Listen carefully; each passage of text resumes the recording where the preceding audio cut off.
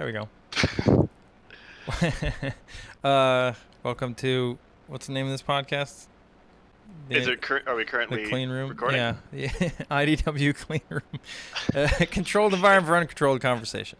Oh, that's not going to work. Oh, well, whatever. So this came about because I had shared this Adam Neely video that I'm sure that a bunch of people would have seen anyway. It's really making the rounds in the music community.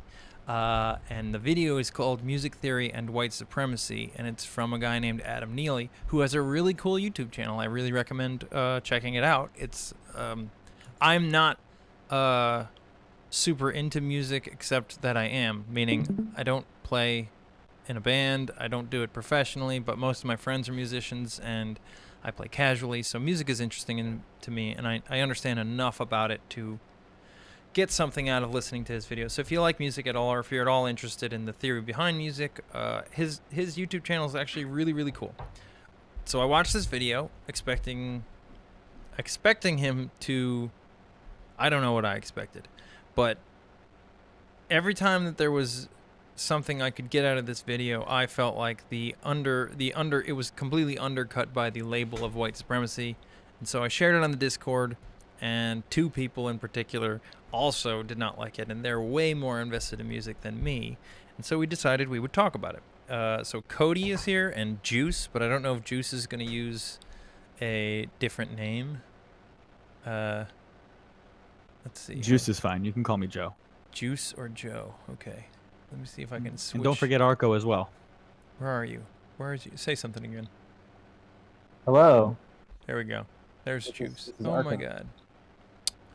So there's Juice and me and Cody, and there's a guy, Arco. So Arco, you told us we were being too harsh on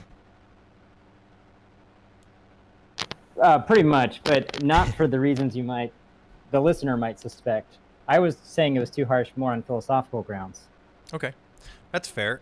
So we thought we would talk about it over voice. We thought we would do it a live stream, and then I got it set up, but it wasn't working, and I didn't give up. So that's why this live stream is late, and why I started it being frustrated. However, frustration is my default setting. So now I got cold coffee. So yeah. So what we're going to do is, you should be able to see on your screen the Adam Neely video. We're going to watch it, and anytime anybody wants to pause and talk about it, just start talking, and I will pause it. It might take me a second to do that. But yeah, so are we ready? Do you guys want to start the video? Could I ask? Go for it. Yeah, go for it. Could I ask something of Cody and Kevin or Arco? Do you I'm not saying this as reflective of what I came in with, but do you guys have any sort of general thesis you'd like to put forth before starting the video that you think might be useful? I don't really. I do have an idea, but it's going to come up very rapidly in the video, and I think it might be more expedient to just wait. Yeah, let's just watch the video, and then I can stop when I think it's relevant. If no one else stops the video before that. And then what I think is a good question for the overall video will be clear. Cool. Sure. And Cody, will that apply to you as well? Yeah, that sounds fine. Cool. And then same for me then. Is there a way for me to reorganize the people in this chat so that I can easily show who's talking? Probably not. Anyway. Probably be on your end. Yeah, I'm going to leave Cody as the default, as who's on screen, because it was him who really wanted to do this. He is also quite handsome. He is quite handsome. All right, you ready? Who's Cyborg? Cyborg here. Ready. That's the other Jesus. Is Cyborg here? I didn't even see. No, Joe's being funny. Oh. Okay, so we're live on everything. I'm gonna press play. Boop. So if you're online and you see the phrase music theory, try replacing it with the phrase the harmonic style of 18th century European musicians and see if it still makes sense in context. Can we stop here? Whoa, already? So notice You were notice telling the what- truth. Notice what Adam Neely says. Replace the word music theory with the music style of performers and composers from the 18th century. Mm-hmm. So he basically, the whole debate, he's going to be using this definition of music theory. That music theory is the music style of 18th century European musicians. And I think the question, the relevant question for the whole video is if that is a good definition, and I don't think it is. But if you work with that definition, then some of his claims might be true. But I think the overall question of if that's a good definition of music theory or not has to be addressed. And he's going to sort of give some examples following in the rest of the video. But on my view, I think it's really reductive to define music theory as just the 18th century, because a lot of the music theory that we're taught comes in the 19th century as well, and the 20th century in a conservatory setting. Like, it is not just exclusively 18th century music practices, but also 19th century and 20th century. And as we go through the chronological order of these pieces and these innovations, we learn the new ideas as well. We don't stay, at least coming from and the new voices come with that. Yeah, exactly. The new voices that they mentioned all come with that as well. Right. So my I education. I completely agree with you, but I also know how smart Adam Neely is, and I know he knows more than that.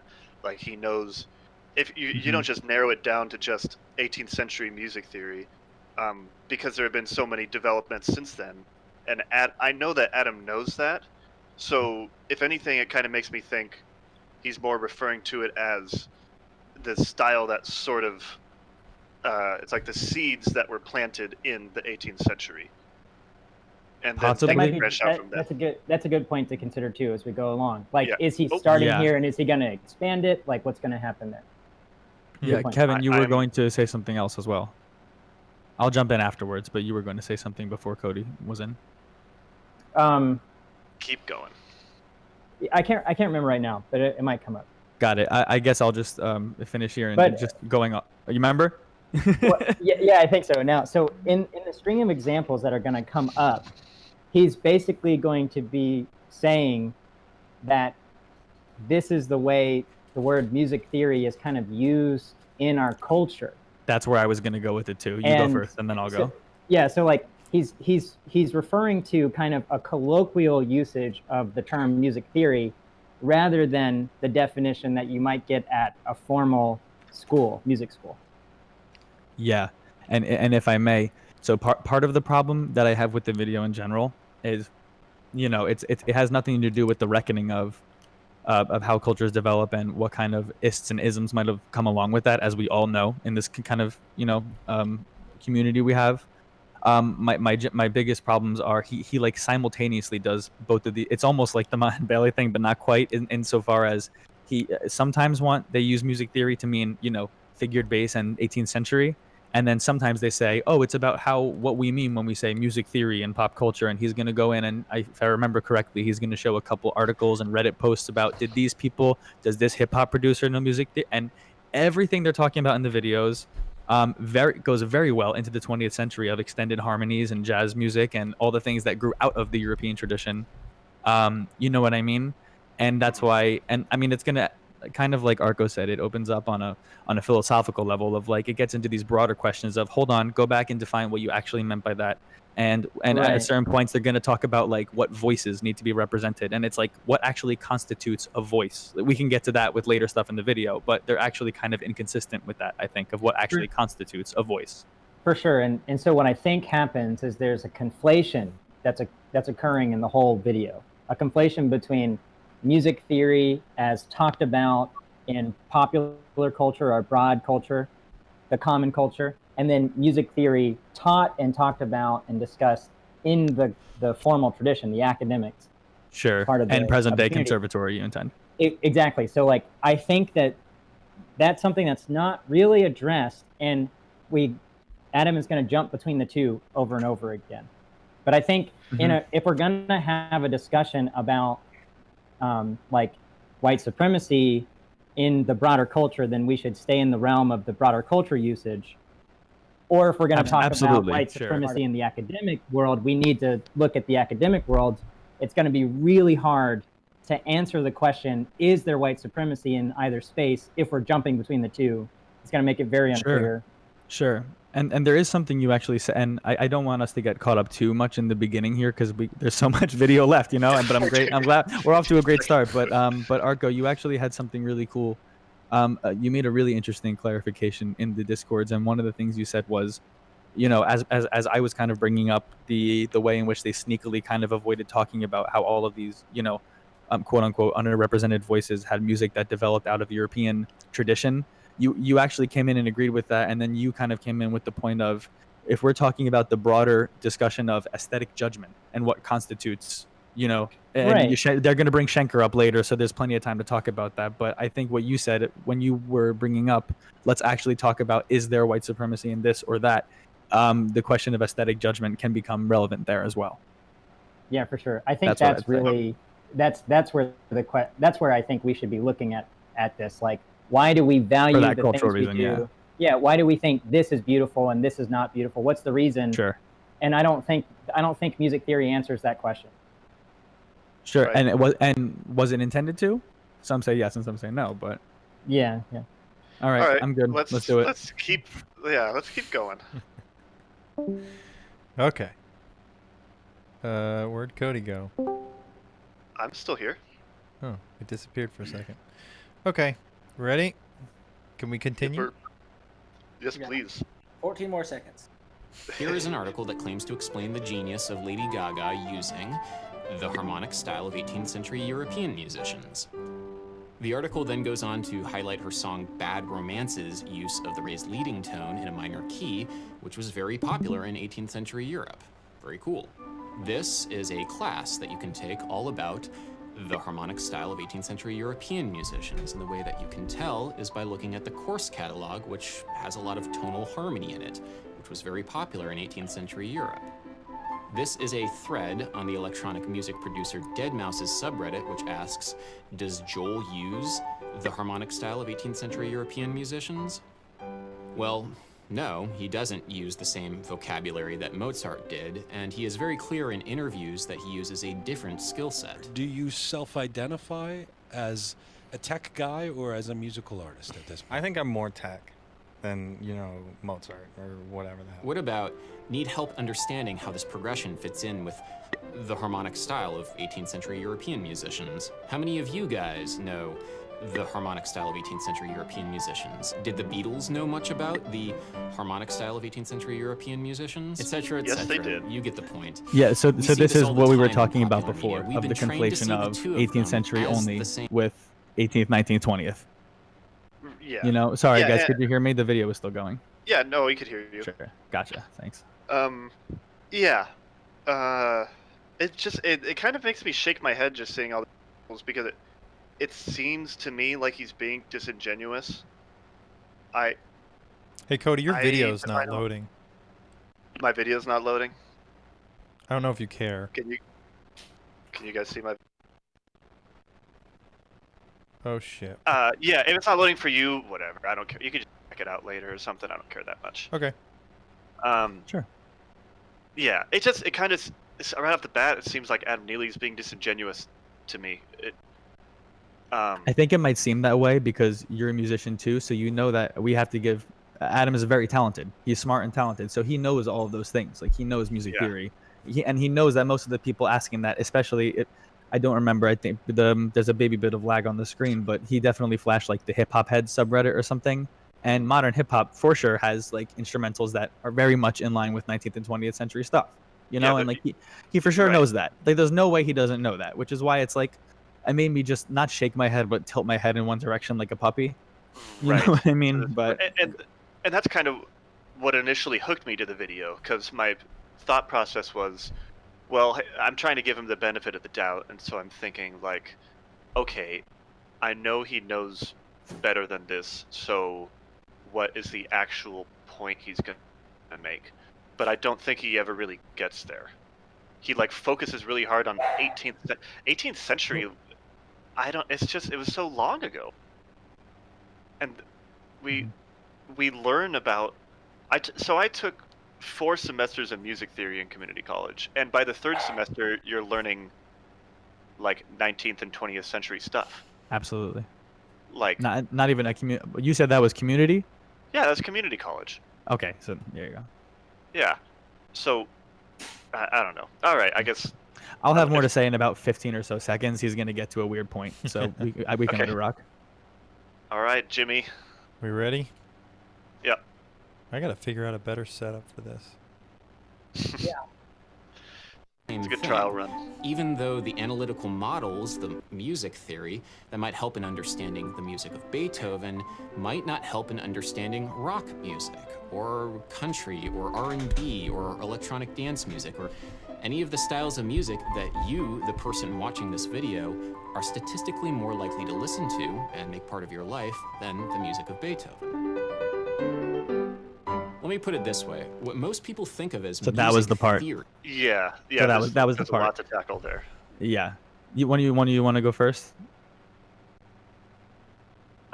Sure, I guess I will.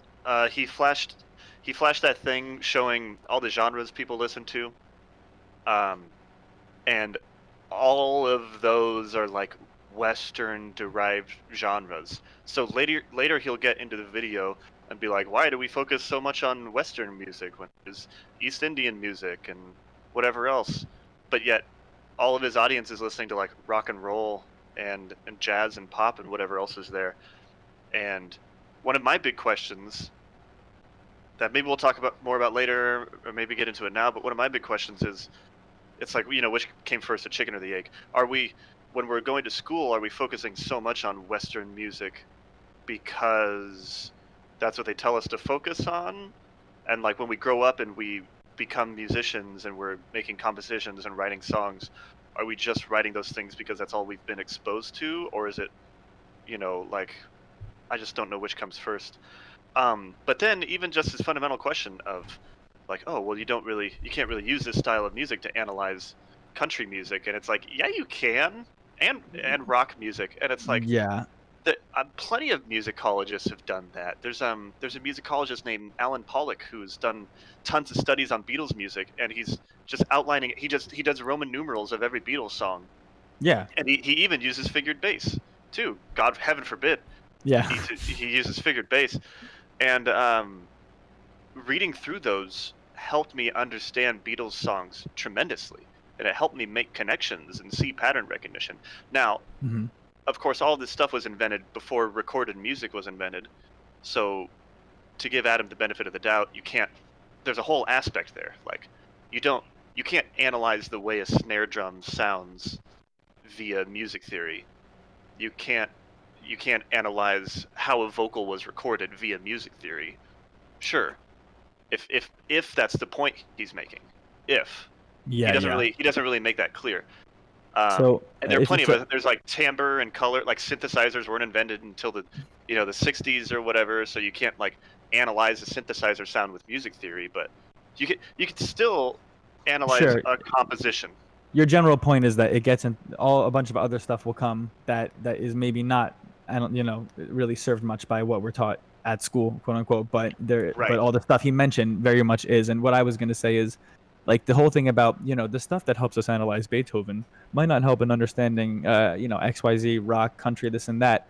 And it's like, there's like a very specific way you can take that and a very general, more broad way. And it's like, if you take that to mean that like deceptively resolved enharmonic diminished seventh chords can go in weird directions, like that's certainly more relevant to Beethoven. But the systems with which he was working, the systems of Roman numerals and, God forbid, figured bass, like you said, they're going to do a whole bunch of shit talking about figured bass. And pardon me, I don't know the YouTube rules. I said a bad word. But what I meant to say more was the systems of tonality that grew alongside that remain relevant to this very day. And there's and you will later in the video is going to say that. He's going to say, and there are people that say that it has so much purpose to serve now, and we can get to that when we get to it. But like that's the weird part of like you have to intuit that there's some weird conflation or some sort of like politics slipping through, which isn't always a bad thing. But because Adam knows that, and I assume Dr. Yule knows that as well. But Kevin, go ahead. The use of figured bass in a music theory class is really just to teach the counterpoint. It's a very easy, simple way to learn horizontal motion of harmonic lines. And Yeah. it's the foundation of that. Once you have that idea down, once you understand the vertical and the horizontal relationship with the notes, which you get in like your music theory 1 class and your sight singing 1 class, you don't need figured bass anymore. After that, you leave the figured bass world. You might learn a little bit about like how figured bass turns into the Roman numerals and then why we have certain numbers for the inversions. And so, but once you memorize that, if you're not playing early music, you never use figured bass anymore. Figured bass is an instrument to understand the Roman numerals and the inversions. Once you have that down, you just do that. Yeah, you put figured bass to the side because the system that came from it is like, oh, this is way better and way more clear. Bingo. Right. So figured bass is just learning the history of why we notate it a certain way for these types of music that are in a tonal function world. And then when you study jazz, there's its own practice for how you write chords, which is also related in a similar way to like the Roman numerals with the inversions. The difference is instead of a number, you give the chord that would be based from the root, like a G7 chord, D7 chord, something like that. For sure. And there's a really funny thing here because I wanted to prepare really well. I only had a chance to kind of like skim through. So, but just looking at my notes, I'd rather wait for another 2.5 minutes to go by to bring it up. But very funny, like remind me, like you could also take a lot of these points and frame this as like very strangely simultaneously like American nationalist and black supremacist. And some of you might raise an eyebrow at that. But in a way, I mean, I'll touch on it. Like the abridged version right now is just like you said, Kevin. It's a very simple way of dealing with counterpoint and dealing with this horizontal relations, and all that stuff develops the world of tonal function and just tonality in general. From tonality grows all of our great American styles, like the proto jazz ones of ragtime and eventually into real jazz. All of Western music, really. But the funny part is like if you really like, so much of this is like. Dr. Yule at one point very soon is going to say can be seen as a way to elevate white over non-white. But in a way, it's like you could also say this as can be seen is that, okay, guys, I know we all really want to get to that tasty Earth, Wind, and Fire and that jazz and that funk, but that's actually really complex and there's a lot that goes behind that. So first, we have to learn this kind of stuffy, super easy, stupid, like white people music. And then once you have those skills, we can put all the hip stuff on top of that. You know what I mean? Like if you could just as easily frame that as, and also like I put an asterisk there because it's an interesting conversation, but it's much more accurate to describe jazz as American than it is black because of how it's so syncretic with both of those traditions. You know what I mean? Sure. Which is a separate point. But I would say black is American. So anything black is American by default. Absolutely, you could absolutely say that. And all credit where it's due. Like we're not like for anyone that might be tuning in. Like we all know that it was spearheaded by very talented African Americans who grew up in a certain tradition. But we can get to that in a couple minutes. Actually, I think it's going to happen soon in the video. I'd like to add one thing here, which is about the textbook on counterpoint that he quotes, which is by Johann Fuchs, the Gratis ad Parnassum. Yep. So that's the book where you get like species counterpoint. In like music theory 1, you're going to be learning the species counterpoint with 2 voices. You learn dissonance and consonance, and you follow all those rules. Sure. That book was written in the early 1700s, like 1725, and it was describing the musical practices of the Renaissance, of Palestrina, that type of polyphony, and then early Baroque period. Exactly. So it wasn't describing that book that he's quoting, that like music theory, the 18th century style. That's not even the correct time period. He's referring to his credit. I think he does say that. To his credit, I think he's about to flash the 2 examples on screen. And when I was skimming through, I think in the top corner he actually says like this is species counterpoint, but the point holds or something like that. To his credit. Okay. So you are correct that he is, but. I'm good. Onward. We can come back to this in a couple minutes. I think it's good so far. What do you guys think? Yeah. A little verbose, but. Can you hold on a second? I made a mistake. No, it's okay. Okay, I guess while we're waiting, I did want to say real quick. If he wants to talk about how figured bass is outdated and no one does it anymore, I think you could make that argument with a lot of things we learn in school and college. Like figured bass just happens to be the one. Like if you go to an audio recording school, I haven't been to an audio recording school, but I've heard from my friends. It's like you spend half the time in music studios learning on a mixing console. And it's like, nobody really does that anymore. Like, yeah, the big professional studios do. But if you're a kid coming out of college and you're going to go and work in a studio, sorry, if you're a kid coming out of college, chances are you're going to be producing music on a laptop with an interface. Sure. Unless you go and intern at a studio or something. In which case, if you intern at a studio, you're probably not even going to work on the mixing console. You're just going to... You're going to work on the Keurig. Yeah, you're going to work on the Keurig, and Yeah. you're going to swab the deck. So if you want to talk about stuff that's outdated in your educational system, that's one thing.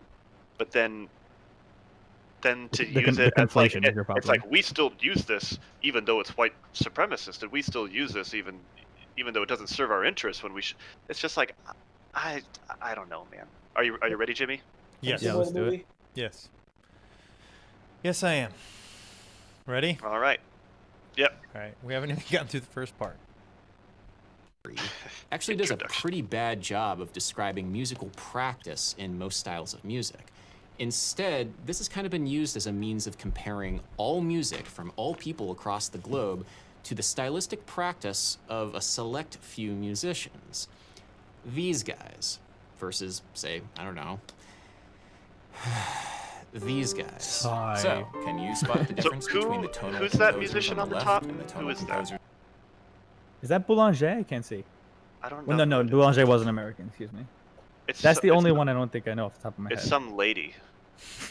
I don't know who that is. Right. There's Duke Ellington and Scott Joplin on the bottom, Yeah. but I don't. You're correct about the bottom two. The only If you know who I they thought it are, was. Then I guess music theory didn't succeed. It failed me. I guess so. But yeah, like you've already touched on, the same system that we use to analyze Beethoven, Bach, and Mozart, we also use to analyze the Duke and Scott Joplin. And I know that Adam Neely knows this.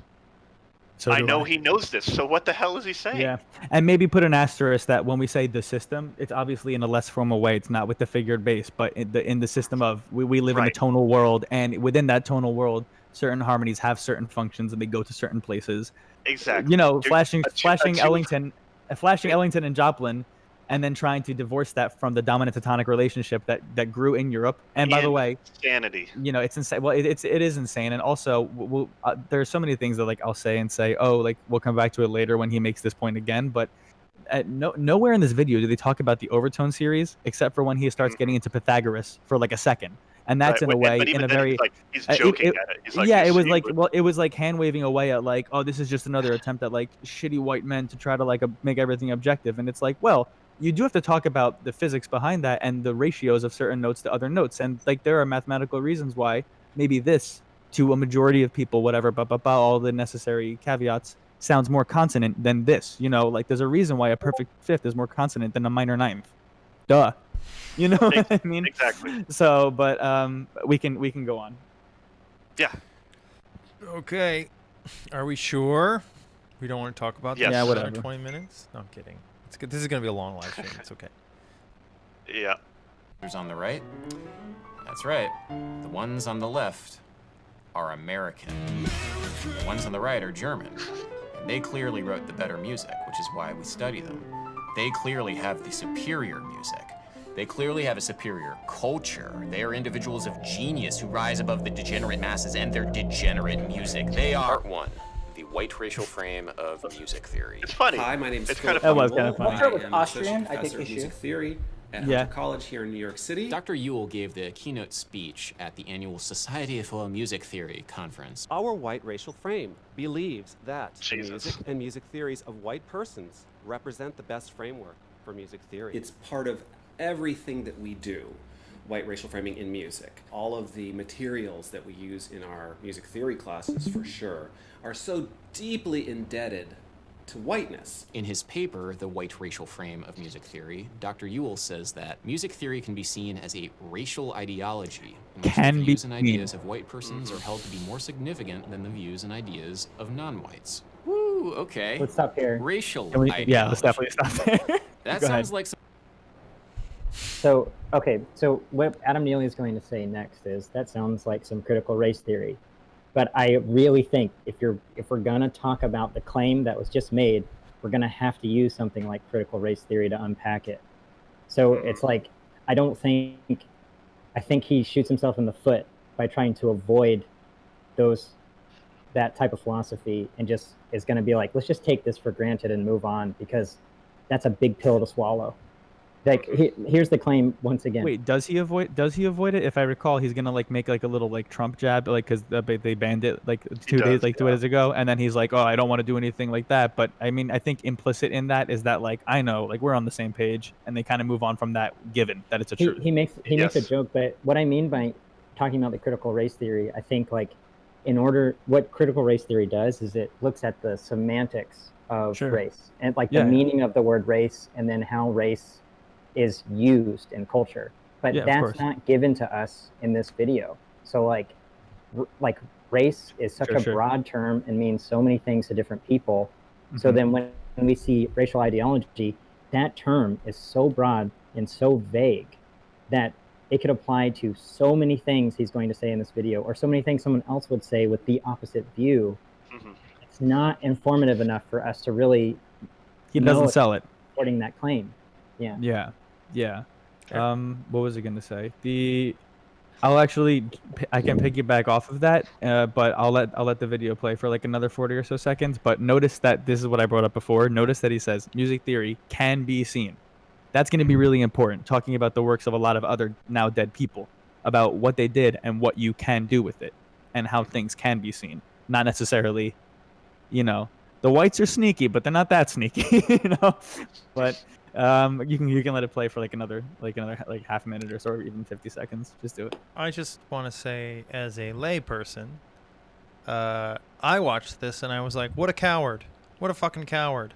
Because it was because he was trying not to say something he knows that's going to have a really strong reaction to. He's not going to admit that what he's doing is talking about critical race theory, and he used a really I find Trump jokes just unfunny at this point. So to me, he used an unfunny joke to skirt an issue and admit what it was he was talking about.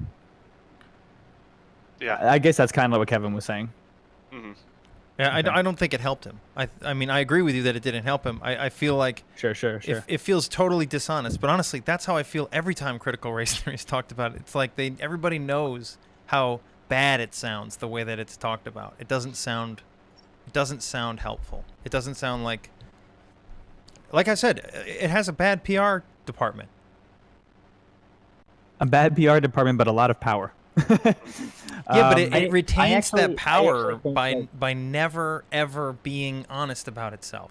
That's how I see it. Well, it's full of Kafka traps and unfalsifiable hypotheses, and anything that does that is immediately just sketchy to me. But that's a broader conversation that can be applied to many philosophies that are prevailing. All you have to do is go on Twitter to see lots of them, regrettably. But yeah, go ahead.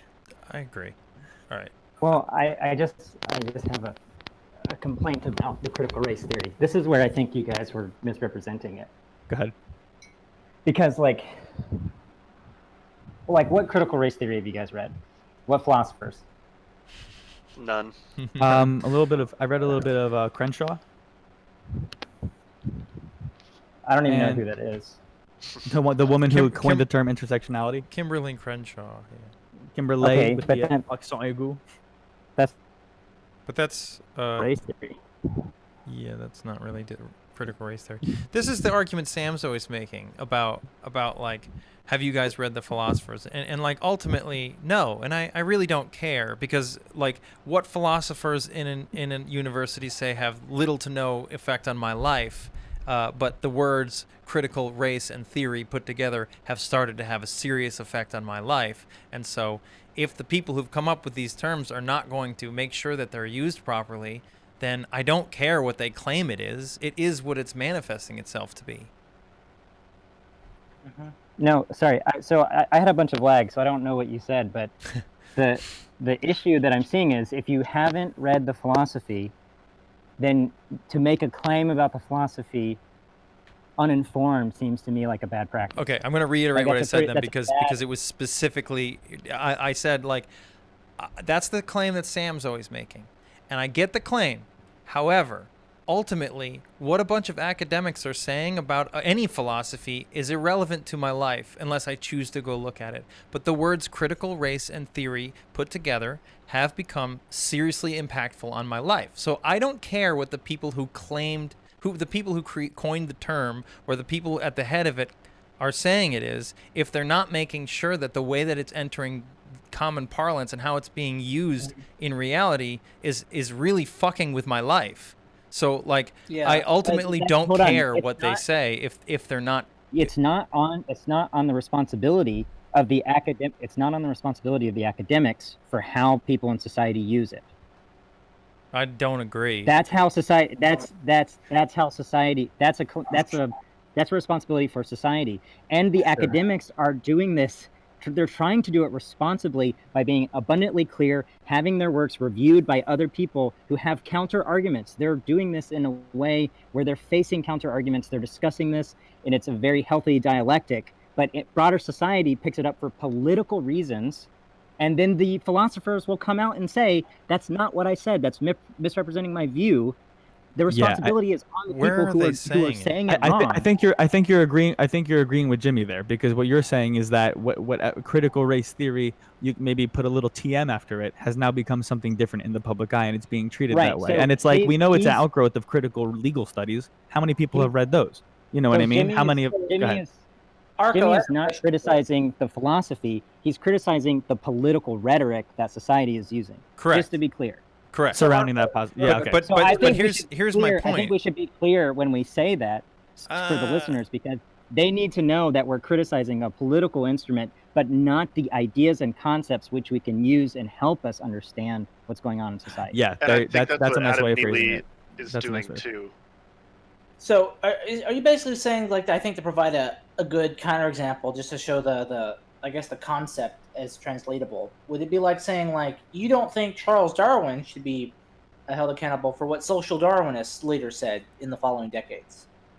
Right. Or for example, like, well, we're gonna get to Schenker.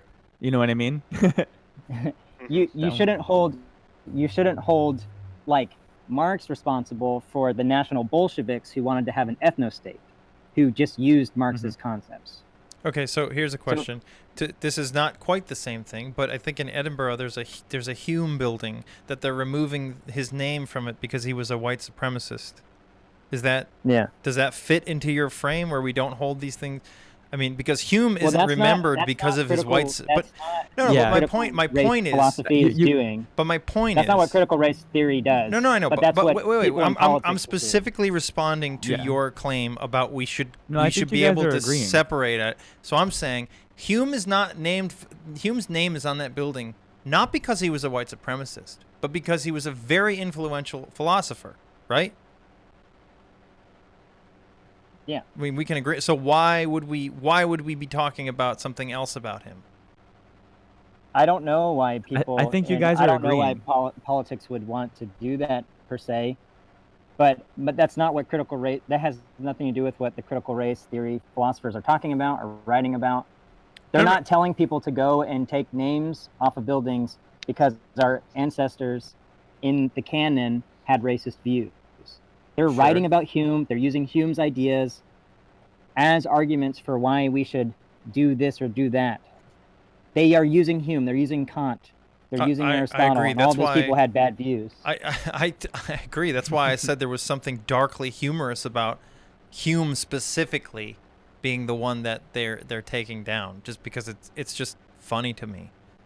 Well, so you said they are taking down. It's not clear what that is. And this is my big contention here, because I think people will say they, and they'll say critical race theory, and people will automatically assume the academics, like Peterson does a great job of saying, like, the academic left, it's all full of this they that has this idea about, like, race, and they're having all these things, and then we can see the evidence in broader society. But I'm making the point that the broader society, the political action, is not identical to what's talked about in critical race theory. Well, I don't think that within academia it's identical. I think there are bad actors within academia. I think there are absolutely teachers, professors teaching their students to be activists. I mean, you're right. They don't get to speak for the whole field. But if the field is not protecting itself from those bad actors, then the field is corrupted. Right, but I don't know a single critical race philosopher who is teaching people to be bad actors.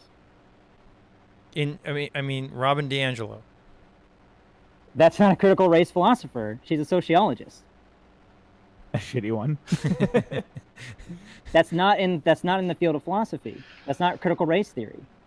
Critical race theory is a field in philosophy. It's like saying deontology. It's like talking about a neo-Kantian or an Aristotelian or an analytic. It's a very specific name for something in philosophy. So part of me wonders this.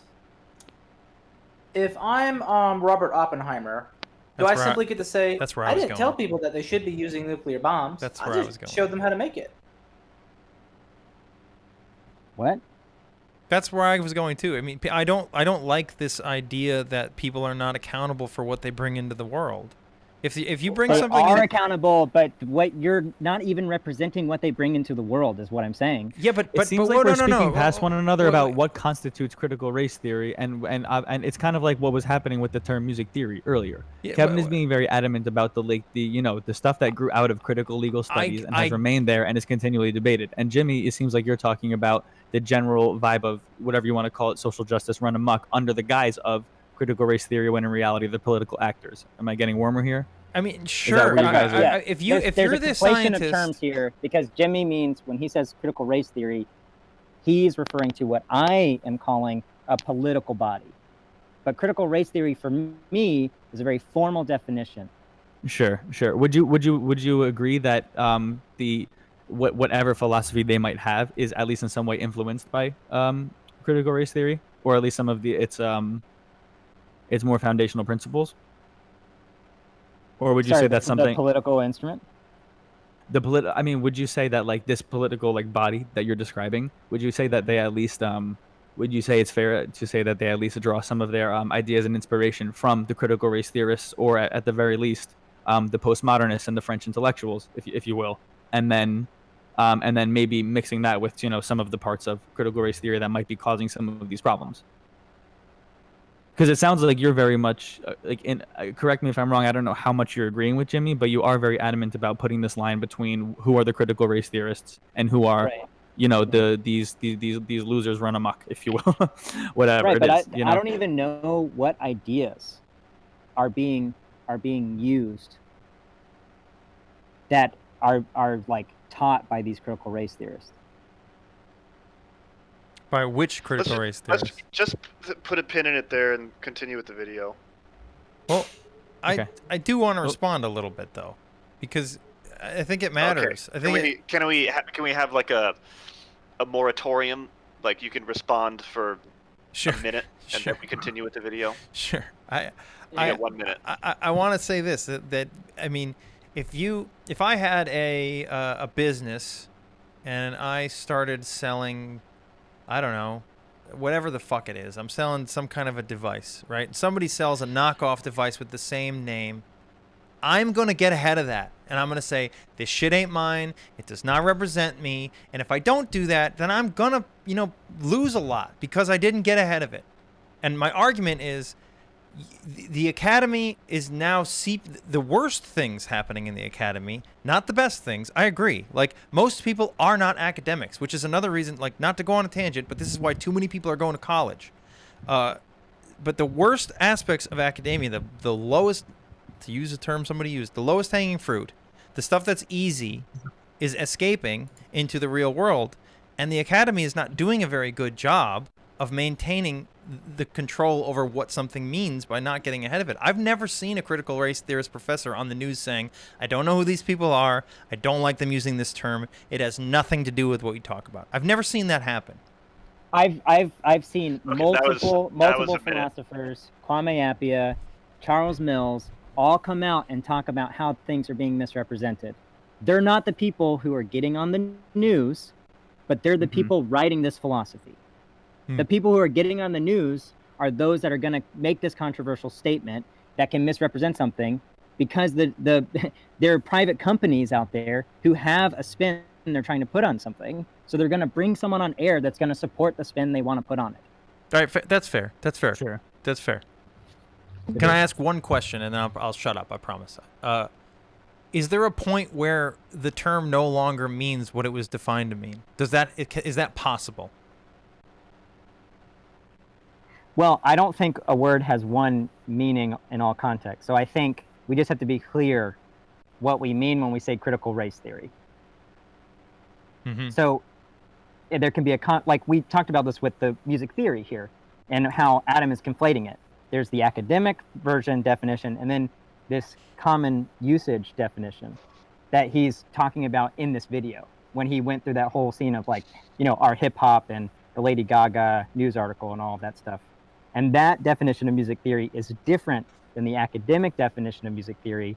And we can just use the same word as long as we're clear precisely who we're talking about and what view we're representing. Okay, so I'm fine with you saying critical race theory if it's clear you mean that in a political sense. Okay, but in an academic sense, is Adam talking about both the academic music theory and the academic critical race theory?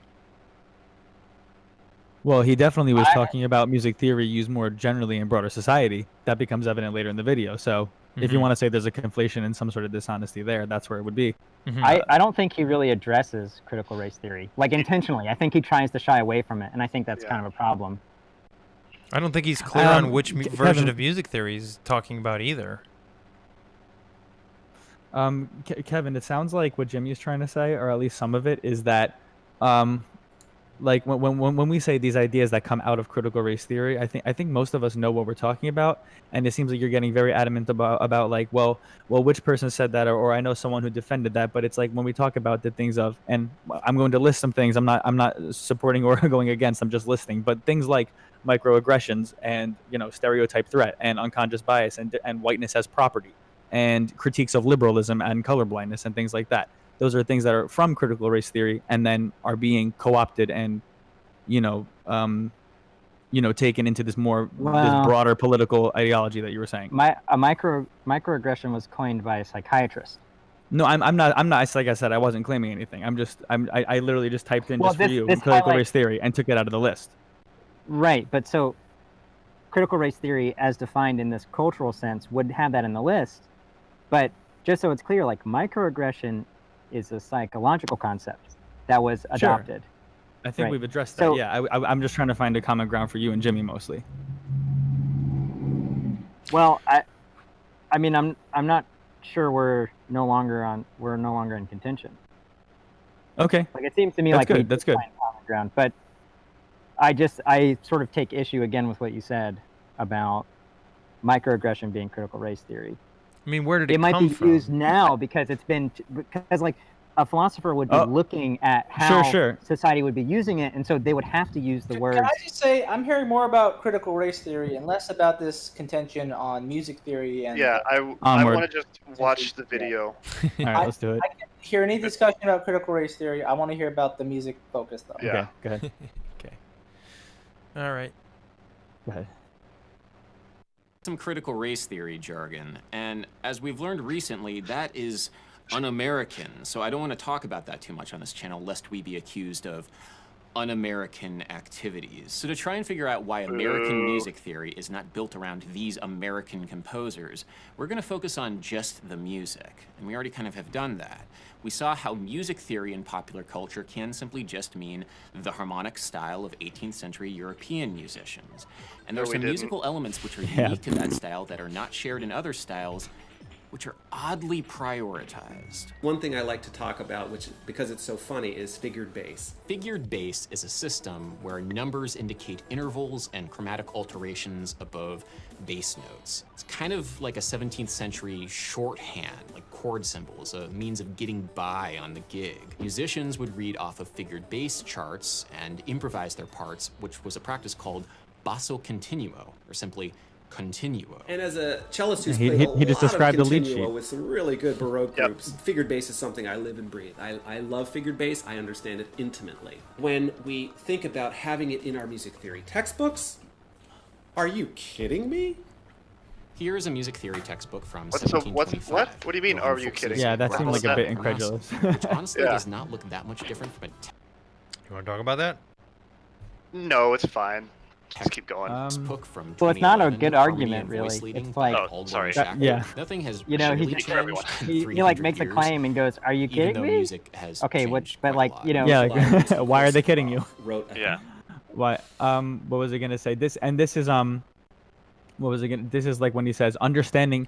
He starts talking about, you know, why is it that we in understanding American composers we go, you know, he makes like that like snide who are oddly prioritized, like talking about obviously the white guys, and it's like, okay, like we already established all those American composers come from traditions that grew out of that of Western Europe. You know what I mean? Well, yeah, so there are two things that have happened there. Like, are you kidding me? And oddly prioritized. We don't know what that is really saying. So we're relying on implication. So if you already like agree with this model of looking at society, when you see those things, you're going to be like, oh, duh. But if Yeah, you don't agree with that model and you hear those things, you're like, what are you even saying? It just ends up being sort of a meaningless statement. Yeah, that's why I was saying, like, when he says, you know, these guys, which are oddly prioritized, like, as if they live in the same time that we are, which is an extraordinarily multi-ethnic country, and then we chose to pick those guys at the time, which you can argue happened later down the line, but at the time, it's like, these people were, like, living in ethno-states in Europe and developed their practices, and those practices found their way, thankfully, found their way later down the line in time. And this is, and like I said, this is, you know, you can make this like analogy, like I said, it's, you could vaguely, if you want, frame it as a black supremacist argument of, you know, we have to learn arithmetic before we can even get to algebra, and then you have to learn algebra before you even get to calculus. You know what I mean? They're going to start talking about Schenker being, well, the entire reason we start with figure bases to prepare everyone for Schenker, and it's like, you know, you might know that, like, except for all the people that might get deep enough into theory, it's like not many people even really talk about Schenker. So it's really, like I said, the whites can be sneaky allegedly, but not that sneaky. Like they're not putting the white supremacy in square one the way they kind of imply it is, just because Schenker was a dick down the line. Yep. You know what I mean? All right. Go ahead. Okay. Harmony textbook. The most famous harmony textbook ever written in Russia, probably. And he said, you know what? Music is so crazy these days. I'm not even going to put figured bass in here because it's kind of a waste of time. It's outdated. We don't need it anymore. That was 1884, Adam. Seriously, check this out. This is what Rimsky-Korsakov, the Flight of the Bumblebee guy, wrote. In most of the existing manuals of harmony, we find rules for reading the now obsolete figured bass, but little or no practical advice for harmonizing melodies or selecting chords. Another conflation I really don't years like. ago. I mean, this one was really bad. This one is really bad. What? How? What? So I have a question. I have a question for you guys because I'm one of the other non-musical foils here. Okay. So how does this conflation play into like the story he's trying to tell? It'll get there later. It's like Juice has been saying, where we learn figured bass in order to do Schenkerian analysis. A Schenkerian analysis is just like a way of analyzing music, and Schenker was like a white supremacist or something. Well, it's more specifically to give him credit. It's the methods that Schenker developed, whether you agree with them or not, he eventually came up with his list of, and they're going to mention the list of the 10 or 12, like, of the utmost genius. 10 German speakers, a Polish guy, and an Italian, you know? And then, which also, you know, we'll get to it later, but Schenker was not a white supremacist. He was a German supremacist, and his works, you know, he died in, I think, 35. His, like, you know, his works were, like, immediately thrown out because he was a degenerate effing Jew. You know what I mean? So, you know what I mean? Like, and if I remember correctly, I think a lot of Schenker's students in Germany fled to America to escape the anti-Semitism. And, you know, obviously a lot of this has, or at least some of this has that undertone of, like, you know, that, like, Reddit tier America bad kind of thing. Like, kind of like what Kevin said, like, the people that agree are already, like, inferring what they want to infer. And there's, like, that, like, Reddit Twitter tier argument of, like, America bad underneath. Meanwhile, it's completely ignoring that when the actual Nazis came along, not only was this guy tossed out, his students ran for their lives and came here. You know what I mean? Like, but yeah, I didn't know that. The reason that this is one of the biggest conflations is because, like, by the time Rimsky-Korsakov was coming around, he wrote that in 1884. Like, music was starting to get pretty romantic. You know, the chords are getting nice and tall. Ravel, Tchaikovsky, it's, you know, Chopin, whatever you want to say. All this is starting to happen. Proto jazz is starting to form. You know, if it's 84, that means Scott Joplin's right around the corner in about a decade or so. And like, and then he says, you know, figured bass we can throw out. Like, part of that is because like these are guys dealing with, you know, so much movement, like so much is happening that at a certain point it's just too cumbersome to write figured bass. Like, you know, think about the logistics of writing on a paper. Like, you'll need so many numbers that are meaning so many things, and it's like, yeah, he's exactly right to throw that out. But, and you know, I'm gonna say next, the Roman numerals that came with that, these systems of functional harmony and tonality were still in play, and they remained in play for more than 150 years after that. Adam Neely uses them in this video to more than 100. To notate his parts. I was gonna say the parts cheekily, too. He very cheekily notates his own video with this Roman numerals. 18th century style of European. That's what I was gonna say. Like, it's very like, it's oddly like ethnic supremacist of Adam to like put the very chapters. It bleeds right down to the chapters, but it's like, but Adam knows that, and so does Dr. Ewell, which is why I'm like, this is and exactly like Kevin said before that, and you said this of like, sometimes they started the video of like, here's the premise, 18th century harmonic conventions of 18th century Western Europe, I think he said.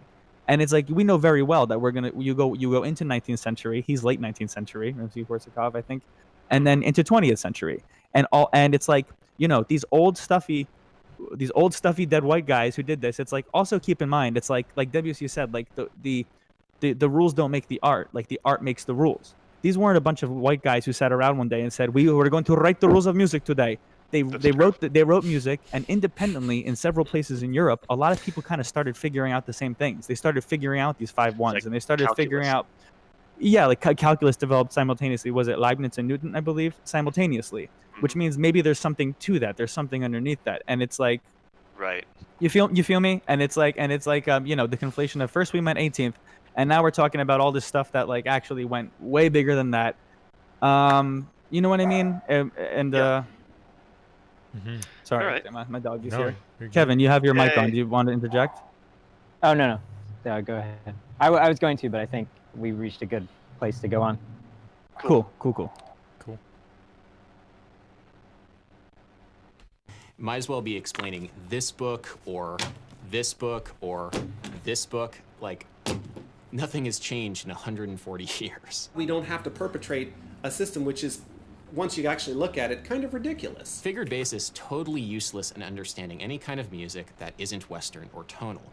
Instead, it's a tool designed to understand the style of music from one kind of people. I now refer to it as yet another method that the white racial frame of music theory can police and enforce whiteness. They'll never say wow. What they'll say is, oh, wow. Pause. If this were done, like I want to know how. I want to know how that's done. Mm-hmm. Like I'm open to the idea that music theory would be a tool for oppression and reinforcing white supremacy. Mm-hmm. But tell me how. I need to know how. I need like some type of argument. Yeah, I not only can't that, like accept that on face value. That was my fundamental issue with the video. Not only that, but like Adam Neely literally just showed images of Scott Joplin and Duke Ellington. How were they policed and enforced by this white system of tonality? But would they have made like much better music if they weren't brought to America inundated or grown in America? Excuse me. Yeah. Yeah, if they weren't inundated and oppressed by this white system of music, like. What do you mean enforce? This gets to like the broader point I tried to make earlier on. I said we could come back, and this is a place where it might come back, is what constitutes a voice. He's going to start talking about underrepresented voices and this and that. And it's like, you know, at a certain level later or at a certain point later in the video, he's eventually going to say like, we should have more women and more POC in our textbooks. And it's like, okay, that's something concrete we can look at and start with. But it's like, I could play for you right now the music of a particular composer. I won't say his name. And I would play it and say, just listen to this. Listen to the time period from which you think it comes. Listen to the harmonic conventions. And picture the composer in your head. And you're going to picture an old fuddy-duddy white guy. And actually, it would be Samuel Coleridge Taylor, known as a black composer. I think he was mixed race. But it's like, you know, so if you put these things side by side, is that really a black voice? Or is that a white voice spoken by a black person? You know what I mean? He, in the very beginning of the video, he had an Asian American woman playing a piece by a European composer. If she were on the concert, would she be an Asian voice? And I'm straying a little from the point, but Kevin, but you know what I mean, though, right? Like you see where there's like a little weird twist that happens there. And Kevin, you're right. what constitutes a voice and how would we say it. And I think what's really helpful is we can talk about this idea that comes up in feminism. Don't run away just yet. But in feminism, they talk about this thing called an epistemic advantage. And one of the things that's brought up by this one philosopher named Longino is this introduction of novelty. So I think when someone is saying someone has a voice in music, when they have a voice is when they introduce a novelty and it's accepted. And that's where I think it's really important for us to have people have a voice. But the question is, does music theory currently prevent people having novelty in classical music? And this relates to something I was going to say earlier, which is something that's not talked about in the video, but I think is implied, is that music theory is prescriptive. But music theory is not prescriptive, it's descriptive, right? Yep. It's describing practices. But what we should do in music, on the stage, in performance, music theory is not telling us that. That's something that arises through practice, through musicians working together. And I think that not being addressed in this video is also doing Adam a disservice, which is why, which is why in a way it's like make your argument better for you. Right. I think the real conversation is what are the mechanisms in our culture that allow us to decide what music ought to be made, the prescriptive part. Music theory doesn't address that. So what are the things that address that? And then how can we look there for racism if it's happening? Well, that's what I think I was the real going to question say. is. I was going to say. Yeah, and the issues of aesthetic judgment come back with that. That's what you mentioned before. I mean, yeah, exactly. I mean, I don't understand that because, like, if you look at what music's making the most money, if there's any racism involved, it's not coming against black people. You know, it's. I mean, exactly. Like, this is. I'm not making any kind of claim. I'm just saying objectively, hip hop is really in. And you're gonna make a lot of money doing that, and not many white people can do it, and it's not even just black in the it's black in that racial sense where I'm told, which I understand to be true, that race is not just your skin color, it's a lot more than that. Hip hop is very black, and so that's why I watched this and I'm like, everything you had that was interesting to say, it's just like you make me not care by the way you're talking about it. It's irritating to me. Yeah, and a quick side note before we hit play again, because I'm sure we'll stop soon. But like when they tried out Rimsky-Korsakov's book as an example of like, you know, figured bass is out, it's basically obsolete, I think was the word used, you know, whatever. But it's like using this own guy's ideas. It's like, okay, and that's just like another white guy saying that. Like, why does it matter if he says that? I mean, maybe it's like a little silly. I'm at that point I'm being a little bit facetious, but you know what I mean? Like it's like I don't know. It's like some of this gets a little weird and it gets a little roundy. Yeah, and to go back to like I don't want to retrace ground here, but to go back to the way most people live their lives where they don't care what's going on in academia. You hear stuff like this and it's just like, "Oh, you found another thing to complain about. You found another thing where you're the victim, where I've been working my fucking ass off for years and made almost nothing." And you found another way to make yourselves the victim. And it just irritates me, and it irritates a lot of people who aren't going to think twice about it. And that just doesn't seem helpful for the cause. All right, shall we continue with the video? Cool. Rock and roll. All right. Why does it do that? But it's historical, and it can help with other things. There's a reason that they're going to give for everything, for keeping things the way they are. That's how it's justified anyway in the course catalog for AP music. That's what I said earlier, by the way. AP harmonic style of 18th century European musicians. But let's say that you were enrolled in AP Spanish, and the way that you were taught Spanish in this course was by studying 300-year-old Spanish grammar. Now, studying these archaic tenses might be interesting. It's definitely historical. The way that they spoke Spanish back then definitely has influenced the way that Spanish. Wait, can you let him finish the point and then we'll pause it? Sure. And I don't know if you already know a little bit of Spanish. Maybe it might be useful for understanding Don Quixote or whatever. But is it useful? Is it practical for having conversations in Spanish in everyday life? Of course not. You might want to think about, in this entirely hypothetical scenario involving Spanish, why that practicality of having conversations in Spanish with cultures around the world is being sacrificed in the name of 300-year-old European Spanish grammar. Okay, so we can stop there. That analogy falls a little flat for me, but you can go first, Cody. Too. Yeah, so it falls flat for a few reasons. People say that music is a language, and in general, I do agree with that.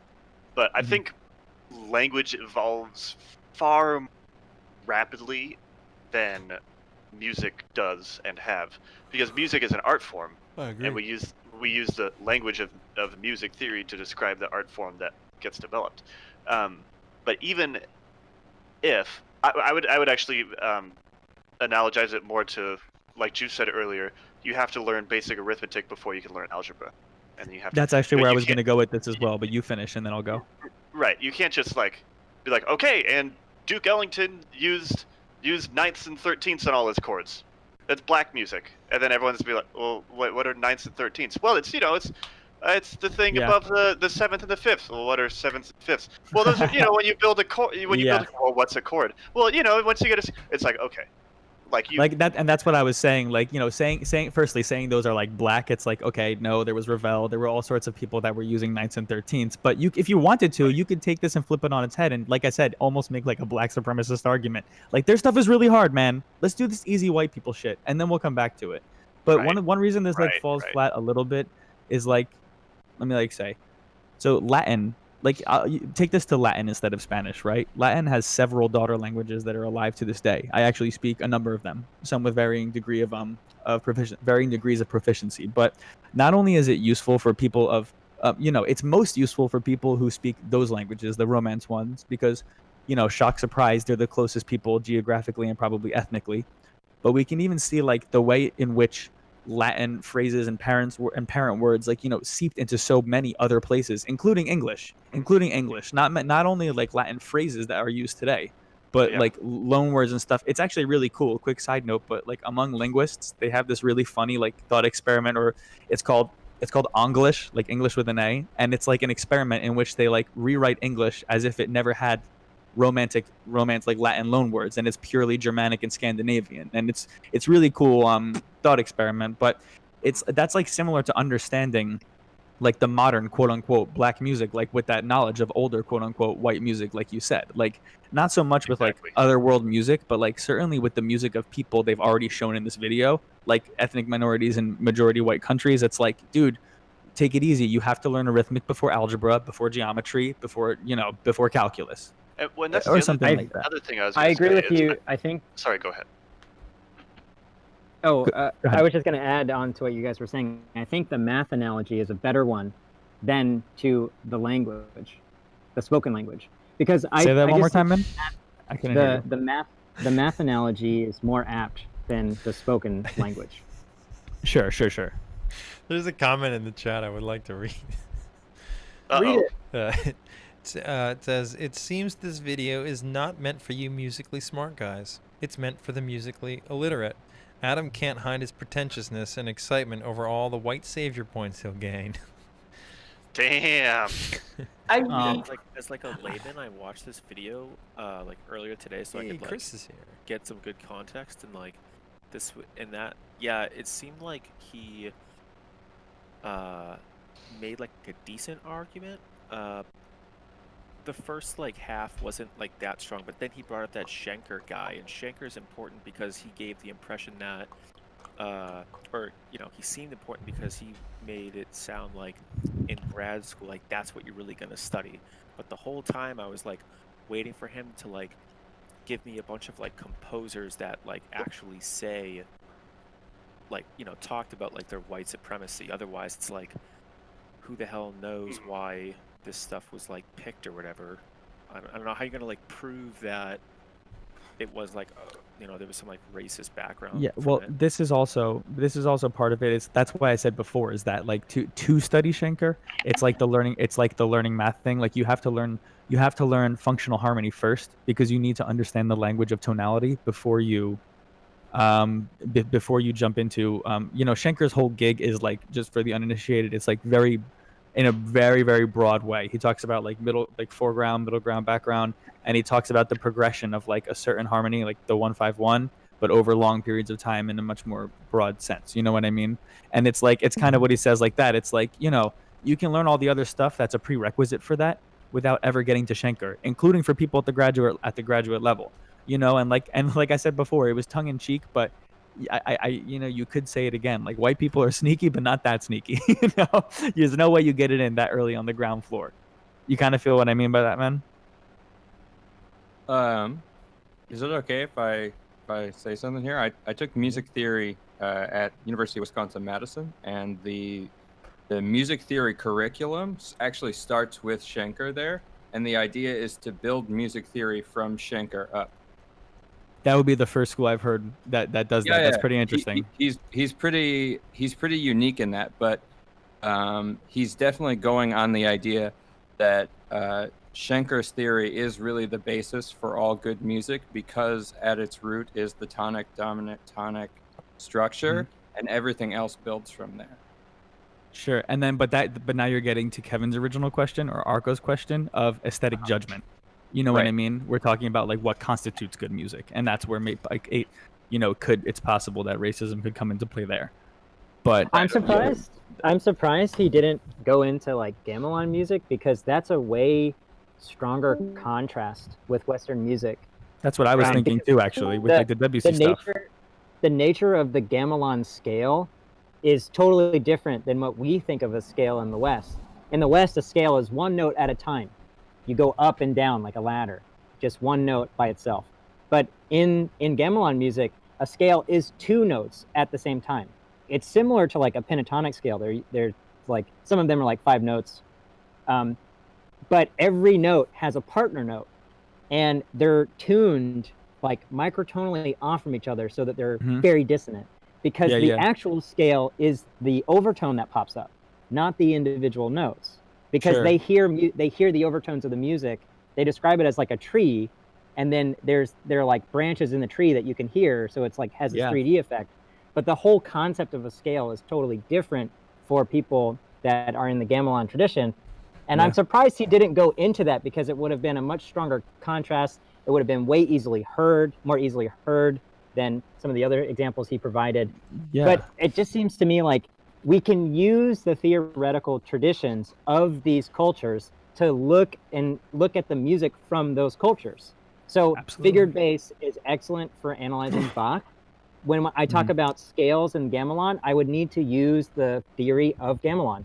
When I talk about scales in Indian raga, I would need to use the terminology in raga. And what I think Neely is trying to say in this video is something like, the West is only going to use music theory and the European tradition to look at these other things. But I've had no music theory teacher ever say that the best way to analyze this music is with Western music theory traditions. They've only used it as a bridge to talk about both, to be like, this is similar. Here's the similarity. Here's how you can understand it. But really, exactly. And then they talk about you know, you can get into talking about appropriation, but not just that, but approximation of like, hey, here's our pentatonic scale. Let's look at this WC piece because he visited over there. You know what I mean? It's like a really cool bridge. Exactly like you said. All my teachers have ever said that too. And also, oddly enough, it's like for all these people that are always, you know, allegedly pretty constantly enforcing whiteness, you do find examples like this of people going around the world and bringing the best of what they found back. You know what I mean? If all these classical composers and people, and unless I'm misinterpreting one of his points here, it's like if they're all policing and enforcing whiteness, it's like surely he would have walked in, you know, he would have seen these gamelan ensembles in what was it, Jakarta or Balinese ensembles, and he clearly would have thought that this is just savage music and nothing worth bringing home. But instead, he brought home a lot of great ideas and combined them with his own. You know what I mean? So it's like that goes back to my big issue from that earlier in the video when it says music theory can be be a way of elevating the status and ideas of whites above non-whites, and it's like, okay, can be, but we have evidence throughout history of that not being the case, which conveniently is never brought up. Yep. All right. You feel me? Let's do it. Let's go with that video. We're about 20%. We're about 20%. Yep.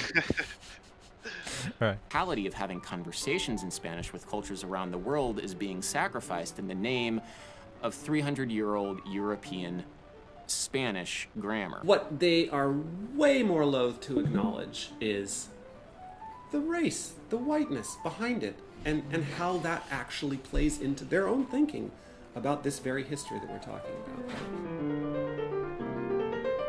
Here's an Asian woman playing piano. In the United States, and you think about how structural race has always been, it wouldn't make any sense at all if a musical way. Everybody knows that Asians are just how whites. We can envision and teach. They're better and whites. Experience music.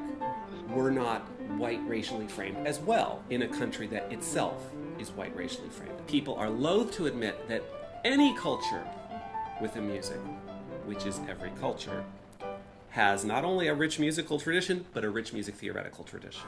Well then, welcome to this episode. Who's loath to admit that? Oh, Jimmy. Who is loath to admit that? Yeah, who's loath to admit that exactly? That's what I was gonna say. A lot of these broad accusations, and also it's like later in the video they're gonna keep knocking these attempts at objectivity. Like they're gonna hand wave away Pythagoras, and like they're not gonna talk much about the overtone series.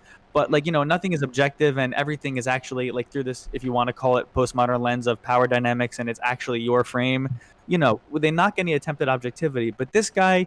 He reads our minds, and he knows exactly what you're saying and why it's racist and why you want to say it. But you just can't. You know what I mean? Like that part gets a little under my skin in a way. It's bullshit because like I went to college a million years ago, and when I went to school, I really wanted to take just music theory, but as a non-major, I just couldn't get into the class. So for my art elective, I took music in the world or world music or something like that. It was a fucking fascinating class. No, nobody was upset by it. Nobody in the class was like, "There's no good music coming from outside." Yeah, like he says, like who was the one of you that just said who is loath to admit that? Like me. Frustrated. That was me. That was you, right? Yeah. We So probably it's all like, said it. First of all, no, they're not. Not once have I ever had a teacher or a professor be loath to admit the rich musical traditions and theoretical traditions of everywhere. I've never heard that. And honestly, like it might sound cynical, but like everything you can imagine that is quote unquote non-white was actually elevated very high and spoken of for quite a while, in at least some of my classes. Maybe I was lucky Even in that outside regard. of Or I took an classes. ethnomusicology class. Even you know outside what I mean? of But, like, classes, I can't think of a place I've been. I've never heard a person in my lifetime make any claim about music racially that wasn't, if race was a component, that was more about like interesting about world music. I've never heard anybody. Like even like you could go to a KKK meeting. Like, they're not talking about music. They're just not. I hope not. You know what I mean though? Like you go to the worst people about this on the issue of racism. They're not talking about music. Nobody is. People, it irritates me. Sorry. No, and also he's about to get in. You can let it play for a sec, but they're about to get into North Indian classical. Surely the North Indians had some sort of racial frame, correct? If I'm not mistaken, didn't they oppress the southernmost Indians? Like, where do we stop asking that question? Exactly. Or you know what I mean? At what level is the North Indian tradition oppressing the Southern tradition and actually shutting out their darker voices or whatever you want to call it? I'm not saying that as an authority on Indian history or politics. I'm just being a little cheeky here, but you know what I mean. He brings up very specifically a North Indian classical, and it's like just keep that in your noggin. I don't know. Yeah, and I'm gonna press play, but I just want to say, remember the effect that just a little line like that, like inside most people, that's what the reaction is, whether they admit it or not. Yep. The reaction is in most people, like, I've never heard anybody say that. I'm now more nervous about getting called racist. Yeah. It's like like the majority of people here. This is why. Really, like who's saying that? But it's like one of those. It's like a just so statement. Like you just get to say that, and because it quote unquote goes against the power, you're untouchable for it. You know what I mean? It's like an anti-intellectual tradition. But either way. Yeah. All right. Press play. Theory of Indian Music with me, Anuja Kamath. Part 2 minor. You know there's other music theory, right? Yeah. Shut up. Anuja Kamath is a young singer that has a fantastic YouTube channel that goes over the basics of North Indian classical music, the concepts necessary to perform it, and just generally its vibe. She covers fairly technical things from tuning and temperament. Each swara has a range of frequencies to itself in which it can operate. This range is called swara kshetra. To ornamentation. Let me introduce you to the concept of zamzama. This is found a lot in Maharashtrian and Punjabi folk songs. To rhythm. Tal is made up of specific syllables and specific beats. Lay is the distance between each beat. And of course the intricacies of melody as expressed through rag, or ragas, if you're Anglo like me. Rag means a melody which is used to express a feeling. The basic structure of what I would call the major scale is the same in North Indian music.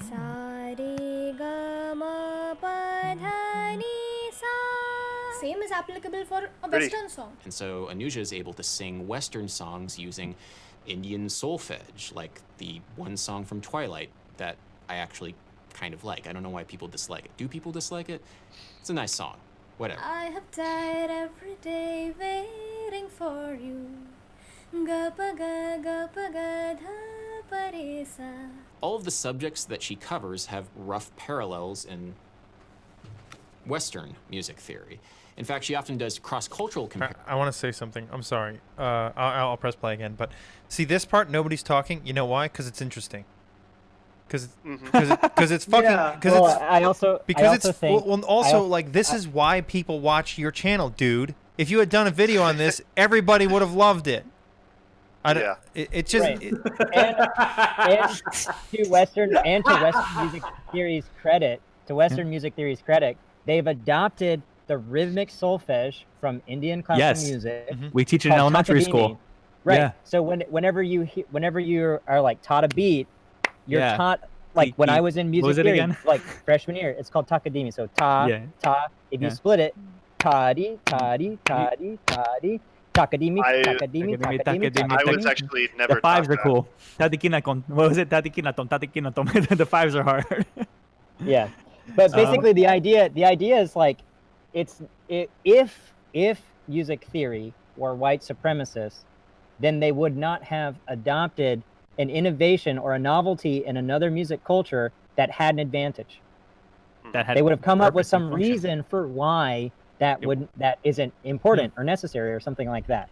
Yeah. See, this is what I mean by this. Why I shared this video was because I watched it and I knew that things were talked about in it that actually interested me. But the only taste left on my tongue was disgust, and it irritates me because it's like I could have got something out of that video.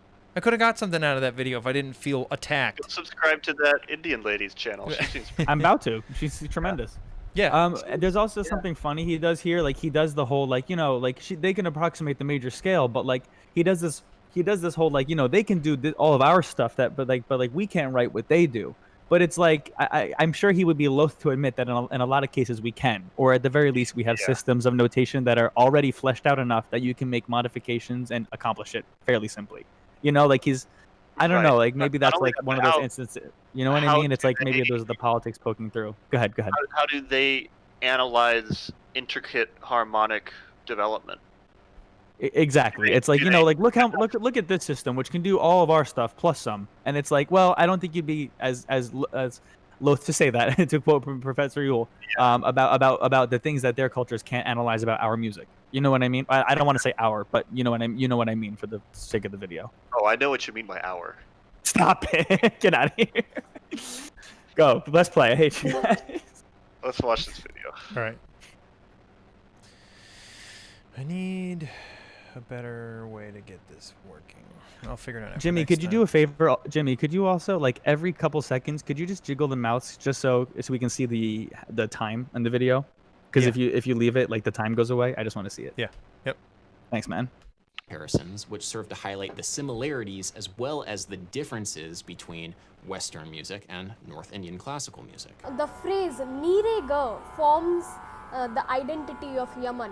So instead of taking sa re ga ma pa, you take ni re ga ma pa. Every rag has a chalan. There are rules when it comes to combination of notes. For Western music students, this is exactly the difference between the Western concept of scale or mode and the Indian concept of rag. So Anuja is using Western theory as a foil to North Indian theory, as a means of understanding both of them a little bit better. That's something that we just don't do in the West. Like, even if you are a trained musician, According to whom?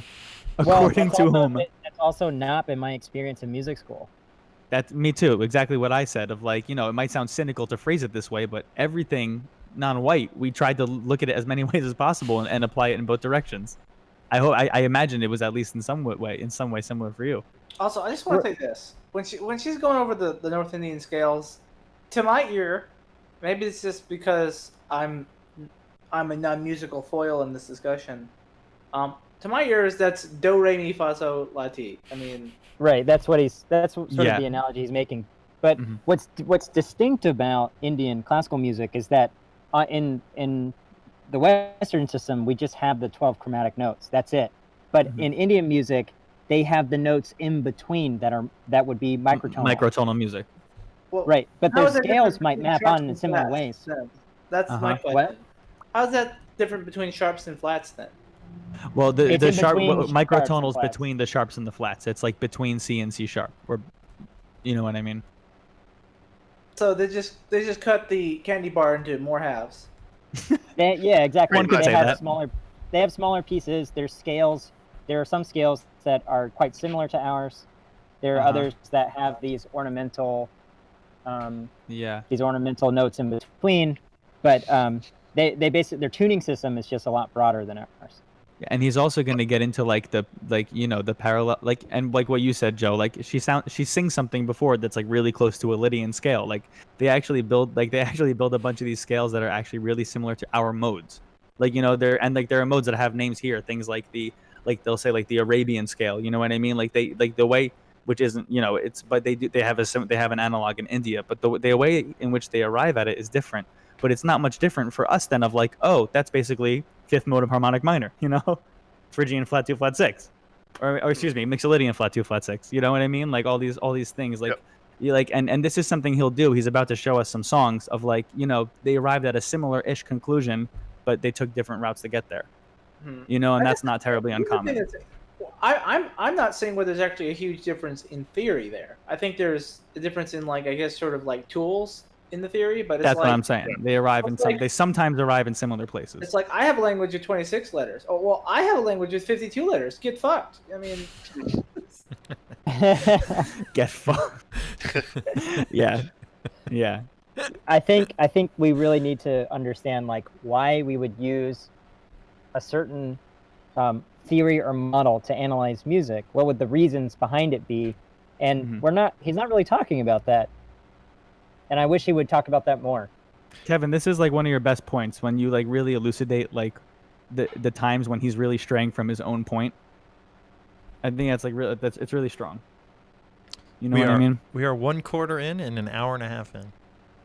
Oh shit. Okay. So, just put it out there. Could be a 6-hour stream. All right, I'm gonna press play if you guys are all right with that. Go ahead. I wasn't telling you to shut up. Just agreement is boring. 2 minutes of information has been completely new to you. Let me introduce you to the concept of zamzama. What if that's something that we did, though? What if that cross-cultural relationship was kind of built into the way that we learned music theory? Approach a music theory textbook the way that they all more or less start. They talk about rhythm and meter and pitch and scale. You can begin by putting out music theory and talk about Asiatic or African or Middle East. You can talk about the Americas, South America, ideas that came from all over the planet in terms of pitch, rhythm. Sorry, can I pause? Meter and probably. Yeah, and also I was kidding about the boring comment. Agreement is a good thing. I was joking. Just want to put that out there. Oh yeah, for sure. I do have to leave it an hour and a half, no matter what. But. Yeah. Okay, cool. Well, I'll try and be brief. I want to point out, he's saying music theory textbooks will start with these things. But what's not being said is that most musicians don't start their musical exploration in a textbook. They start it by making music, learning an instrument, engaging in the same way that we learn a language. We don't start, we speak it. We learn to speak it by participating.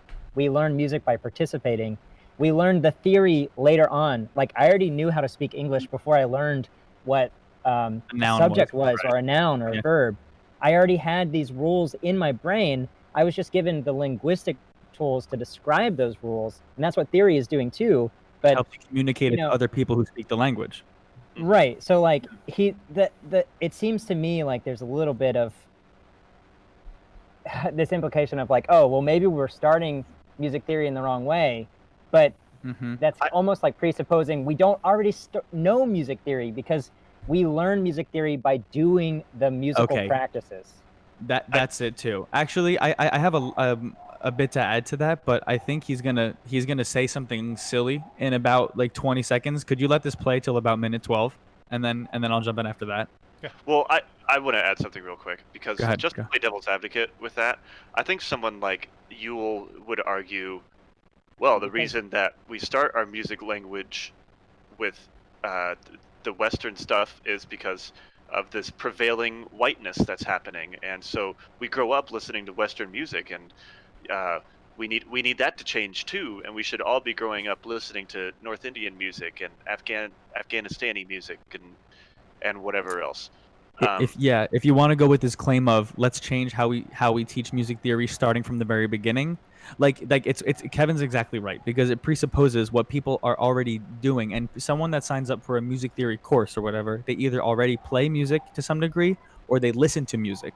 And most of the music to which they're listening, and I guess I'll just say most of what I was going to say. He's going to say something in a minute that's basically just like, oh, maybe instead of 50 examples by Bach, have 2 examples by Bach and say, oh, remember that Indian raga we talked about in chapter 2? Let's pivot back to that and integrate Western music. And it's like, listen, man, I get it. I really do. But most of the kids I've ever taught, or the ones like whatever, they want to play, they either listen to or they want to play / they already play modern rock, modern hip hop, maybe jazz, whatever. And it's like, what's the practical basis for jumping into those things? At what level is just the typical, like, make everything less and less white because that's the right thing to do, over something that has some semblance of like pragmatism, like, like 2 examples by Bach and then pivoting back to an Indian raga in chapter 2. In chapter 2, these are people who have grown up listening to blues music and rock music and hip hop, and you're going to say that an Indian raga in chapter 2 and then pivoting back to Western music after that is the most expedient way to teach people music. It's like, maybe I'm misinterpreting something, but it's like, I'm sure I speak for all of us here. I'm all for learning as much as possible about these other people and their cultures and their theoretical traditions as possible. But I'm confused as to what he wants. It's like, what does a Dr. Ewell textbook look like? What's the intended level of the student that would be using that textbook? Because I'm sorry, but it's like, at some level you regret to say this, but the examples by Bach and Beethoven are probably more relevant more often than not to the music that people want to play today than Indian ragas are. Big asterisk, that depends. But for the people that want to play rock, they want to play hip hop, they're listening to the Beatles, like Mozart's actually pretty good for that. You know what I mean? I think if we want to talk about solutions, I think an actual good solution would be, if you're a music major at all, maybe part of your elective requirements is like a foreign class, like you take a class on Indian music, or like your choice, or Arabic music, or whatever. Sure. I did my undergraduate degree in education, so that's why I used to be a teacher before eventually leaving and then going to becoming a professor or whatever. I'm a composer now. And for the people listening, everyone in the discussion actually shit tested me the other day. They heard my piece and they liked it, so I'm not a nobody. No, but I'm joking. But you know what I mean? It's like at a certain level, it's like, like what's relevant to the people that want to learn, what they want to learn, and where's the most efficient place to start that. And I remember I got sidetracked. You said everyone should take like some sort of other culture music. My undergraduate degree I did in education, but I was a percussionist back in the day. I really like playing the marimba, some snare, but we all had to take, almost all the time, Afro-Cuban music, and we would learn it by rote. And we would play on African instruments, and someone would say, "Can we write that out?" And the guy would say, "No, just listen," as if you were in the drum. No, really, but like as if you were in the drum circle. Awesome. And it was really, really great. And it's really important for how to actually put time in your body and actually relate that to the people around you. And he's going to talk about that later in the video about how West African about how like West African perspectives might say that like all music is for dance. So if you're not talking about the dance, then what are you doing? It's integral to your body. You know what I mean? So like, at least for me, this gets back to the question of like he keeps saying, like, we're all loath to admit the whiteness, and then all of us at the same time go, pause, who's loath to admit that? Because we all had to take these classes and they were all held in very high regard and they all taught us a lot. I think I speak for all of us. That Afro-Cuban class did wonders for my time. before I was a suburban white kid, and I rushed, and I rushed. It taught me how to lay back, man. So I still rush. All right, now I drag. It went the other way, but I'm kidding. Go. Most importantly, scale. Ragas and maqams immediately come to mind, and then you could pivot into a section or sections of the music theory that you and I were taught. So instead of having it be 50 examples by Bach, why not have 2 examples by Bach? I love me some Bach. Bach is awesome. Right, like that's what I was saying. But he was a relatively obscure composer in his day and rarely performed in the years after his death. It was only through the efforts of people like Felix Mendelssohn that his music kind of became the staple of the repertoire.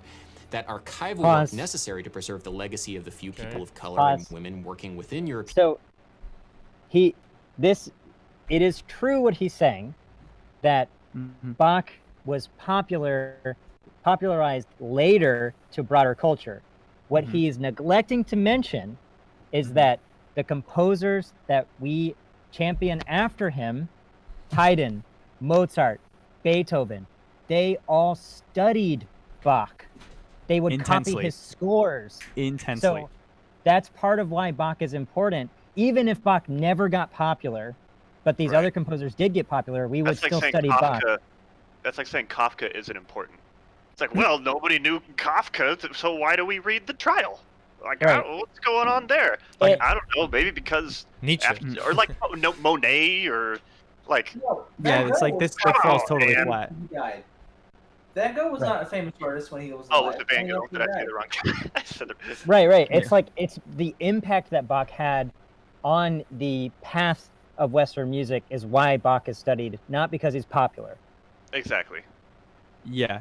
And I would say, and as most of you can probably vouch, that the things we were talking about before, harmonic systems being established in that time, you'd be hard pressed to find someone who integrated the vertical philosophy with the horizontal philosophy better than Bach did. Yeah, I mean, all within the conventions of Western tonality that was being codified at that time. It's like, I think there was I think it was Rameau, a French composer, who really started thinking about things vertically, because before what they would talk about things in a contrapuntal way. Everything was horizontal. But even as far back as in the late 1400s, you can find in their writings like a consonance is, eventually it was like vague language of like you'll these 3 notes will like sound sick for a second. Like they were getting at it. They were getting at something deeper, whether they knew it or not. And then Bach is kind of, you know what I mean? Kevin's completely right in that Bach being brought back. Part of that is also because Bach's son. I'm sorry, but real quick, Bach's son was more popular in his time, and C.P.E. Bach was one of the transitional figures of the Baroqueness of J.S. Bach into the classicalness of C.P.E. Bach, which eventually started sounding more like Mozart. You know what I mean? And Kevin's totally right in the way that he was brought up as a way to, dude, try to find someone who wrote better fugues than Bach. He cranked them out, and they're hard, man. I wrote a four-voice fugue recently. You guys heard it. And Kevin himself said 4-voice fugues are no freaking joke, man. And that was a brilliant mind walking around just cranking them out and improvising them. It was said in a book, Bach could improvise fugues in 6 voices with his feet. He would do competitions. He would do improv, like fugue. He would go, like some people would go and do chess matches against each other. They play like a bullet game. Bach would do that with fugues. He would sit down and just like improvise this master fugue. Dude. So the theory we talk about, Bach was using as a way of like making music in real time. It wasn't just like this theoretical thing. And it's like we said, we analyzed it after the fact. It's not like he wrote these rules and then did it.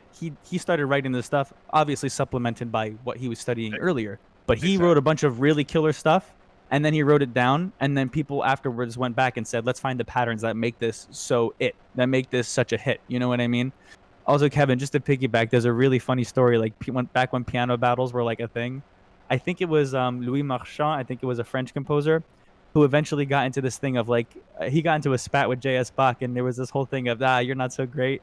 And it's a side note, but they were doing like let's have an organ battle. Let's have a piano battle at this church in France, wherever the hell it is. And I'll see you there, time and place, bub. 4 o'clock. Go ahead.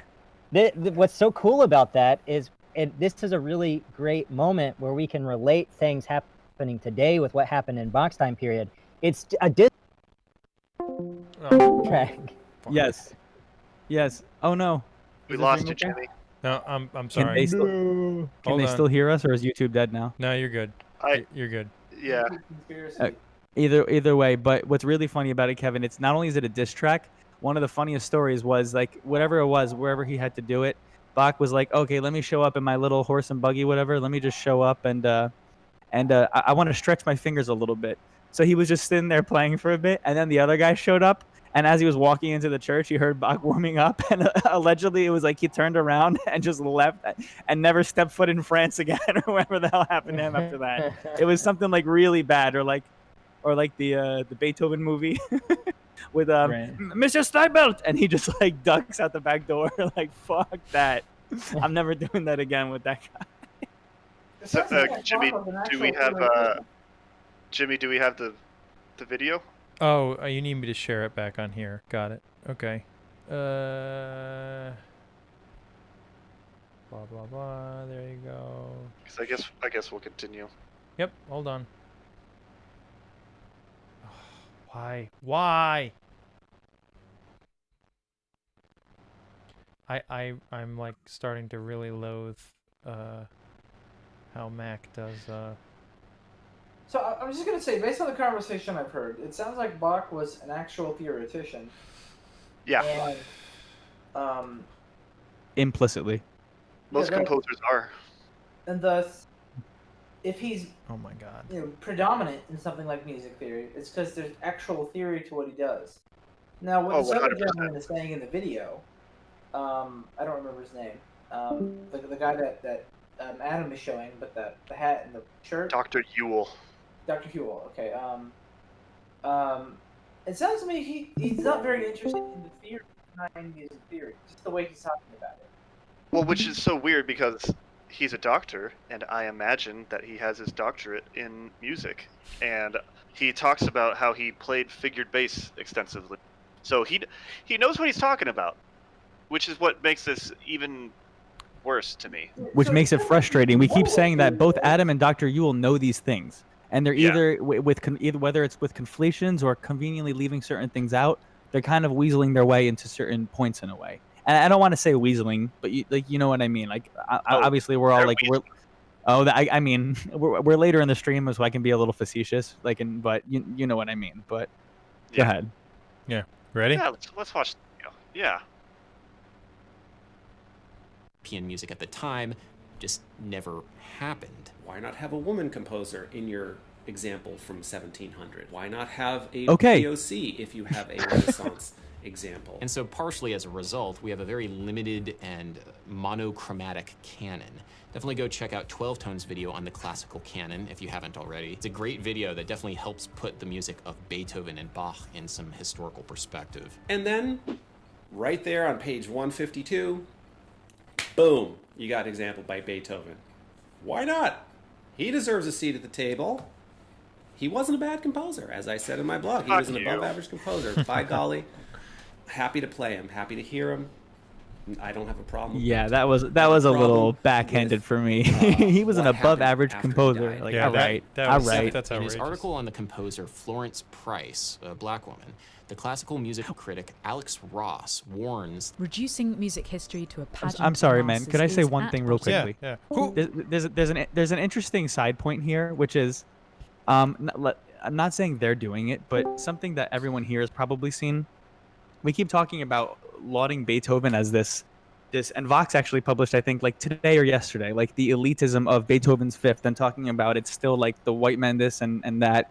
And it's like, we keep talking about if you teach too much Beethoven, or if you hold him in too high a regard, it's actually upholding white supremacy in some way. And then every couple months on Twitter, you'll see the Beethoven was black thing come out. And all of a sudden it's okay. And then it's, you know what I mean? And it's like, get to the broader question of, was Beethoven a great figure of the Western canon, or was he not? Because then people in the comments, I don't know how many of you are seeing this if I follow all the wrong people. It happens at least once every couple months. You get the whole Beethoven was black thing. And it's like, you know what I mean? You put yourself in an interesting corner here. You know what I mean? It's like, if we teach too much Beethoven, it's actually an overemphasis on that, and it's white supremacy, and it's this and that. And then they also try to say, actually, all that great music you thought, it was actually someone of African descent. It was actually black Beethoven who did that. Which then gets to this question. It's like, if Beethoven were black, would Dr. Yule still suggest that he gets an example on page 142? Would he still be held up as this example of white supremacy? No, I'm seriously asking. Like, it's a little facetious, but you guys get where I'm going with that, right? It's like either that, and that's really funny because we keep slamming objectivity, but the way they go back to study the theory, they find great things in Beethoven. And that divorces him from, in a way, you could say it doesn't, but in a way, it is at least in some way an attempt to divorce it from a racial or sexual or whatever context and find what's great in that goddamn music. You know what I mean? And it's like that answer cannot be contingent in a liberal society like ours. That answer cannot be contingent on on what color his skin was. He cannot be a great voice if he was black Beethoven, and he cannot be an oppressive symbol of stuffy elitism if he was white Beethoven. You know what I mean? It's like just something to put on the side. Beethoven's Fifth being used by people who were white supremacists and oppressive, like say the Nazis or something, it does not then entail that Beethoven was a white supremacist, or that listening to that music now is white supremacy, or that studying that music now is white supremacy. It seems to me like we need to compartmentalize those things. Like, obviously, the Germans using Beethoven as a form of nationalism, gross. That's obvious. I'm not loath to admit that at all. There's no problem admitting that. But it seems like the implication is that people would be loath to admit something like that. But I don't see that. Right. Yeah, I should be able to listen to Ted Nugent's Jailbait without any bit of bad thought. Yeah. No vitriol. Well, real quick, but you can apply the same thing. Like, you see the point I'm making about people wanting to claim, like, I'd prefer to celebrate known black composers and the black composers today instead of then trying. There's so much great black music, or music made by black people that, like, why this effort? Once every couple months, it becomes more and more often that you get this. Just go on Twitter, you'll find it, or just go on Google. Beethoven was black. It gets debunked pretty often, but it keeps coming up and coming up. And then the comments are all, man, I knew. And it's like really funny. Like, it'll put pictures of people like hardcore dancing to like Fur Elise. Like, I knew a white guy couldn't write something that slapped like that. And it's like really funny, but it's like, like, is that either that's okay or that's not. Either his music was great or it wasn't, and it can't be white supremacy. But they do the same thing with someone like Shakespeare. Like, every once in a while they'll say, oh, actually Shakespeare didn't write any of it. It was Amelia Bassano, a black woman, and Shakespeare couldn't even write his own name. And it's like, okay. So were they great works in the canon of the English language, of the development of the very beginning of modern English, or were they not? Because that answer can't be contingent upon his sexual parts or his skin color. You know what I mean? Yeah, this sort of goes back to why I think it is so important for this discussion for Adam to define what race is. Because when people are pointing out that Beethoven was black, they're either going to point out. Right. They're either going to be pointing out that your skin color is not a determining factor for your ability to create great works of art, or they are going to be pointing out that there's something about being that race that gives you some type of ability or something. Yes. And the That's second the way one on the second version of that is, on my view, what I would consider to be a type of racism, because that's connecting this inheritability with some type of essence, which is what the whole anti-racist project is trying to get rid of. So when you exactly, which is what's so bothersome about it. Right, you have to be very careful when race is being used and when it's being meant by it, because you could just be reinforcing the very idea you're trying to attack. This is really important, especially for when they start talking about, like, keep in mind that for most of history, like, Europe was made of a bunch of separate ethno-states fighting with each other. They don't have, and in a way, this is like oddly culturally imperialist, the way they talk about these like Europeans having like a similar view on race that we do, like a collective white thing that wasn't so prevalent at the time. And in that way, they actually put themselves like, closer like ideologically to like modern day racial supremacists by lumping all of Europe in like as like white. You know what I mean? When in reality, and we'll see this later with Schenker was a German supremacist. We're going to get to that. But they conflate him very much with white supremacy and policing white. Maybe we can let it be resolved. We'll interrupt less often. But you guys see where I'm going. You see where I'm going with that, right? Right. We might need a part 2. Yeah, I mean, it sure seems that way. But I mean, hopefully that's a testament to how fruitful the discussion is. No, that's a totally fair thing. Either Okay, that or but we're all vapid fucking idiots. Go, Can we do keep it. going with the video then? Yeah. Go. Yes, I'm going. Where are you? Lazy. We stick with the known in order to avoid the hard work of exploring the unknown. What we've done is we've taken musical examples that represent probably not even 0.1% of the world's music. We have claimed that it is music theory, not Western, not white music theory, not even Western music theory for music. Kind of for the world, right? I mean, that's just so absolutely illogical. It doesn't make any sense at all. A 5/7 going to 1, fine. The 7th goes down by a step, sure. And you actually contextualize it and you have other music. Do you remember the Rob that was important. In chapter that was 2? actually really Let's important. think about That it was now. really important. You guys saw what he just did, right? Or you heard it? With 5/7. 5/7 goes to 1 and the 7th goes down. Why? Why? You know, does it come from, is it the enforced whiteness because of that? And like, it's going to keep bothering me that they don't get into the overtone series. Why are certain sonorities less stable than others? And where does it want to point? You know what I mean? He gets to that and he says, and like when they said, and also it's like part of this is like, what do you want? Like, would you be happy if we just changed the name of the class to Western Theory or Western Harmony or Western Musical Conventions? Yeah. Like, would you be happy or will it still be a problem? They won't stop at that. I can tell you that much. Well, I don't think it might sound cynical, but I don't think so either. Which is why I'm trying to get to like what else it might be underneath. But but notice, and also that 5/7 going to 1 thing is it is of paramount importance for quote unquote black styles that are about to come right after Rimsky-Korsakov. Because guess what? Joplin doesn't happen without dominant tonic relationships. Nor does jazz. Nor does Earth, Wind, and Fire. Nor does blues. You know what I mean? So I mean, it can't be overstated. But go ahead. Okay. I'm just keeping my mouth shut. Relation to this piece by a Renaissance composer, maybe Lusitano, who was mixed race like me. Let's put this into practice to see how we might do this kind of cross-cultural theory analysis. Why does Anuja singing the rag Shuddha Kalyan sound similar to Kathleen Battle singing Xavier Montsalvage's song Ninge Ninge?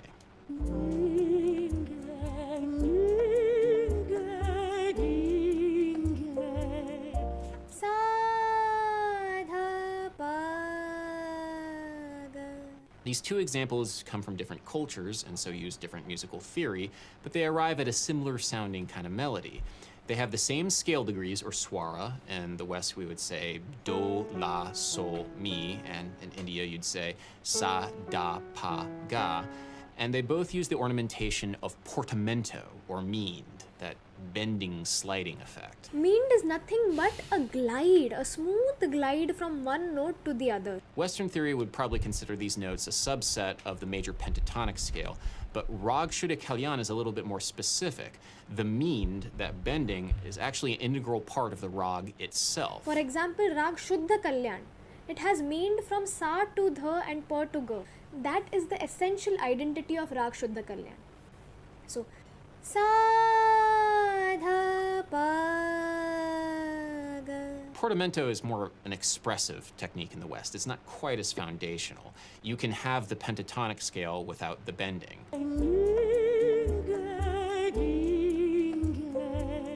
In traditional North Indian classical music, different rags are associated with different times of the day, and Shuddha Kalyan is an evening rag. Ninge Ninge is a lullaby, and lullabies are traditionally sung in the evening, although the pentatonic scale doesn't really have that kind of temporal relationship. In the West, scales don't have to be performed at certain times of day, but that is kind of an interesting coincidence. Many different peoples have taken the idea of rhythm and meter and pitch and scale, for example, and done many different things with it. And you fold in the idea of Western tonality as one of those things, which it is. And it has been influenced by all of those things, and vice versa. There's no question about that. All of a sudden, you just get a beautifully contextualized picture. That's what we've been saying, right? Of music and music theory. Just checking. Western music theory will continue to be part of the To be honest, it sounds like he's as more it should concerned be, about because music it theory is as such music an integral part of the American musical experience. Who is this guy again? Such an integral part of the American musical experience. I wonder why. I'm realizing it watching this for like the third time that this guy irritates me more than Neely does. Well, yeah.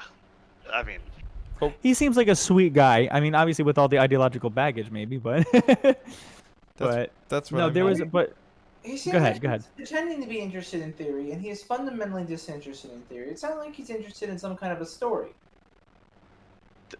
A large part of music theory don't seem to mean a damn to him, even if he understands them perfectly well. That's what I'm getting from this guy. A large part of music theory is history too. When you take music theory classes, you do kind of learn, like, here's what was happening in 17th century, then 18th century, and you kind of progress that way. I mean, I guess I get that, but like that's not really the meat and potatoes of the course. That's just sort of to explain like why it happened. Like, you know, I learned like, oh, you know, Pythagoras. No, well, not Pythagoras. Euclid invented geometry because he was walking on the beach of his Greek island, and he was moving his cane in the sand, and he, you know, was lifting it one at a time, and that made dots, and then he started to drag it after a while when he started getting lost in thought. When he turned around, he saw points and lines, and he started thinking about geometry.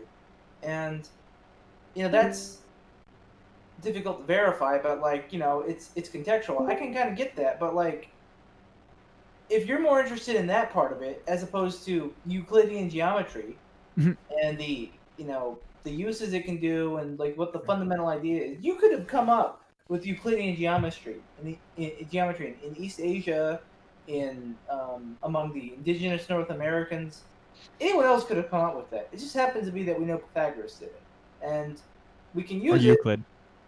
Yeah, I mean, yeah, Euclid. But Pythagoras was part of, I guess, that Euclidean generation or something. Pythagoras comes up later when we talk about the overtone series and the actual ratios of like how we tune the strings, which is why I kept bringing him up. So my whole point is like, I got your point. The guy's more interested in like who was walking on the beach. Was it a white man? Like, that's not fucking important when you're learning theory. If there's theory in the name, you're not there for that. That kind of just gives you some context, maybe to help as a mnemonic device. Remember, like Bach was the guy who did this. You know, Mozart was the wild partier, you know, who died young, or whatever the fuck you want to say. But like, if you don't want to learn theory and you just want to see like this nice rainbow-colored assortment of the musical experience of humanity, that sounds more like some kind of music history to me, not theory. Or at the very least, we can do that justice and call what we're talking about. We can call it Western music theory and be honest about the implications therein and the limitations therein. You feel me? Yeah. I suspect he still wouldn't even be interested in the theory then. This is my impression of it. I mean, I guess at that point, I think they're about to bring up. I guess like I see the little red line is getting close. Yeah. This is where I first interjected in the chat in the Discord, because he's about to talk about George Russell and Barry Harris, I think. And this is kind of where I got a little bit like, meh, so you can let this rock. All right. It really comes down to a matter of perspective. Perspective aids in understanding, and even within the Western canon, we generally have only looked at music from this one perspective, when there are in fact many. Part 3 minor 7 flat 5, people who are not white men. George Russell is a teacher as well as a composer. You were associated specifically with adventures in tonality. George Russell was a mixed-race jazz musician who wrote a very influential jazz education method called the Lydian chromatic concept, otherwise known as the Lydian concept of tonal organization. This I think you must explain. There are essentially two kinds of tonal gravity. Vertical, that is tonal gravity inferred by the chord, where the chord infers the tonic, and horizontal tonal gravity inferred by the scale, for instance, a blues scale. His New York Times obituary describes it as a way for jazz musicians to improvise in any key on any chord without sacrificing the music's blues roots. His system does not use the major scale as the primary method of organizing harmony, and instead uses the Lydian scale, which ended up being very influential on Miles Davis with his modal jazz approach on Kind of Blue, which was the greatest selling jazz record of all time. His ideas of the Lydian chromatic concept have gained traction at some universities like New England Conservatory, for example, but jazz in general has a long tradition of non-white theorist educators who have attempted to codify the language of bebop, like David Baker, for example, and of course, the absolute legend himself, Barry Harris. I borrowed the diminished notes. Now watch. Barry Harris is famous for his work with what some people call the bebop scale, or the major scale with an added sharp 5, but what he calls the 6th diminished scale. Tomorrow, everybody should know all the 6 diminished scales. But see, diminished notes are weird notes. They say, move me somewhere. Yeah.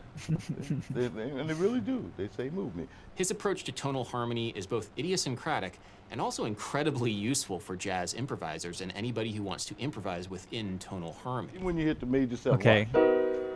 Now, we think of that as a complete chord, but really that chord is saying, that's what it says. See, a major 7th really is a 6 with 1 diminished note. George Russell and Barry Harris Okay. developed their Could you pause systems there? for jazz improvisers. So this is where This is this where I all taught originally in got music kind of. theory? Oh, what was that? Isn't this all this stuff taught in music theory?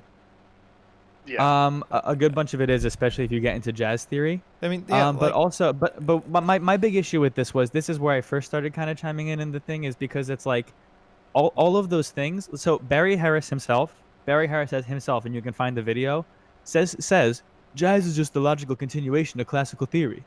Like he's very aware of that. He's aware of the way function works, and he's aware that we're just making the chords a bit taller and treating things in a bit of a different way. But he himself has said, so it's like, why would you, like Barry Harris, it's like all, and especially with George Russell, like the Lydian chromatic concept is so cool. We were all taught a whole bunch about it, and never once did we know the race of the guy. It turns out he's a mixed race, like as he said. But it's like this part was like weird. This part was weird because it's like that was like an awful lot of words to just say like, hey, look at these 2 guys that aren't white men. And it's like by the time these guys came around, it was, albeit slowly, starting to become more acceptable for these people to become part of the canon, and they were being integrated. Like, you know what I mean? Like everything about what they just said very much grows out of the classical canon. You know what I mean? More so, I would say, in the even especially with Barry Harris, because it very much comes out of tonality, and he himself says jazz is the continuation of classical theory, and that's an oversimplification, but like by how much, and then Adam's about to say, how come we don't analyze, like, no one's really analyzed Chopin with the Barry Harris scale, as they call it, but maybe, and it's like, firstly, I think a bunch of people have, but also it's like, I go back to the math analogy. Jazz, the language of jazz is pretty difficult to speak, and you have to like kind of learn a lot of shit to be able to speak it and talk with other people, which is kind of like that. I go back to that math analogy of like, please learn algebra before you try jumping into calculus. And I think that's kind of some of the reason why one might happen first. And I don't know, like maybe I'd like to add to this with, so for example, he's basing it on the Lydian scale in these modes. Mm-hmm. The modes come from ancient Greece. That's what I'm saying. That's where the whole idea comes from. But for some reason, this arbitrary line was drawn in the 18th century, but we're using concepts that are thousands of years old. Yeah. Why aren't we saying that this is ancient Greece supremacy? Yeah, exactly. Or as some people might say now, both of these amazingly brilliant and talented black men, unfortunately suffering from a case of internalized white supremacy, internalized oppression. No, but like I'm half joking here, but you know what I mean. It's like I can find the video. Barry Harris himself, and he says it in a very logical way. He actually, if I recall, he takes someone through.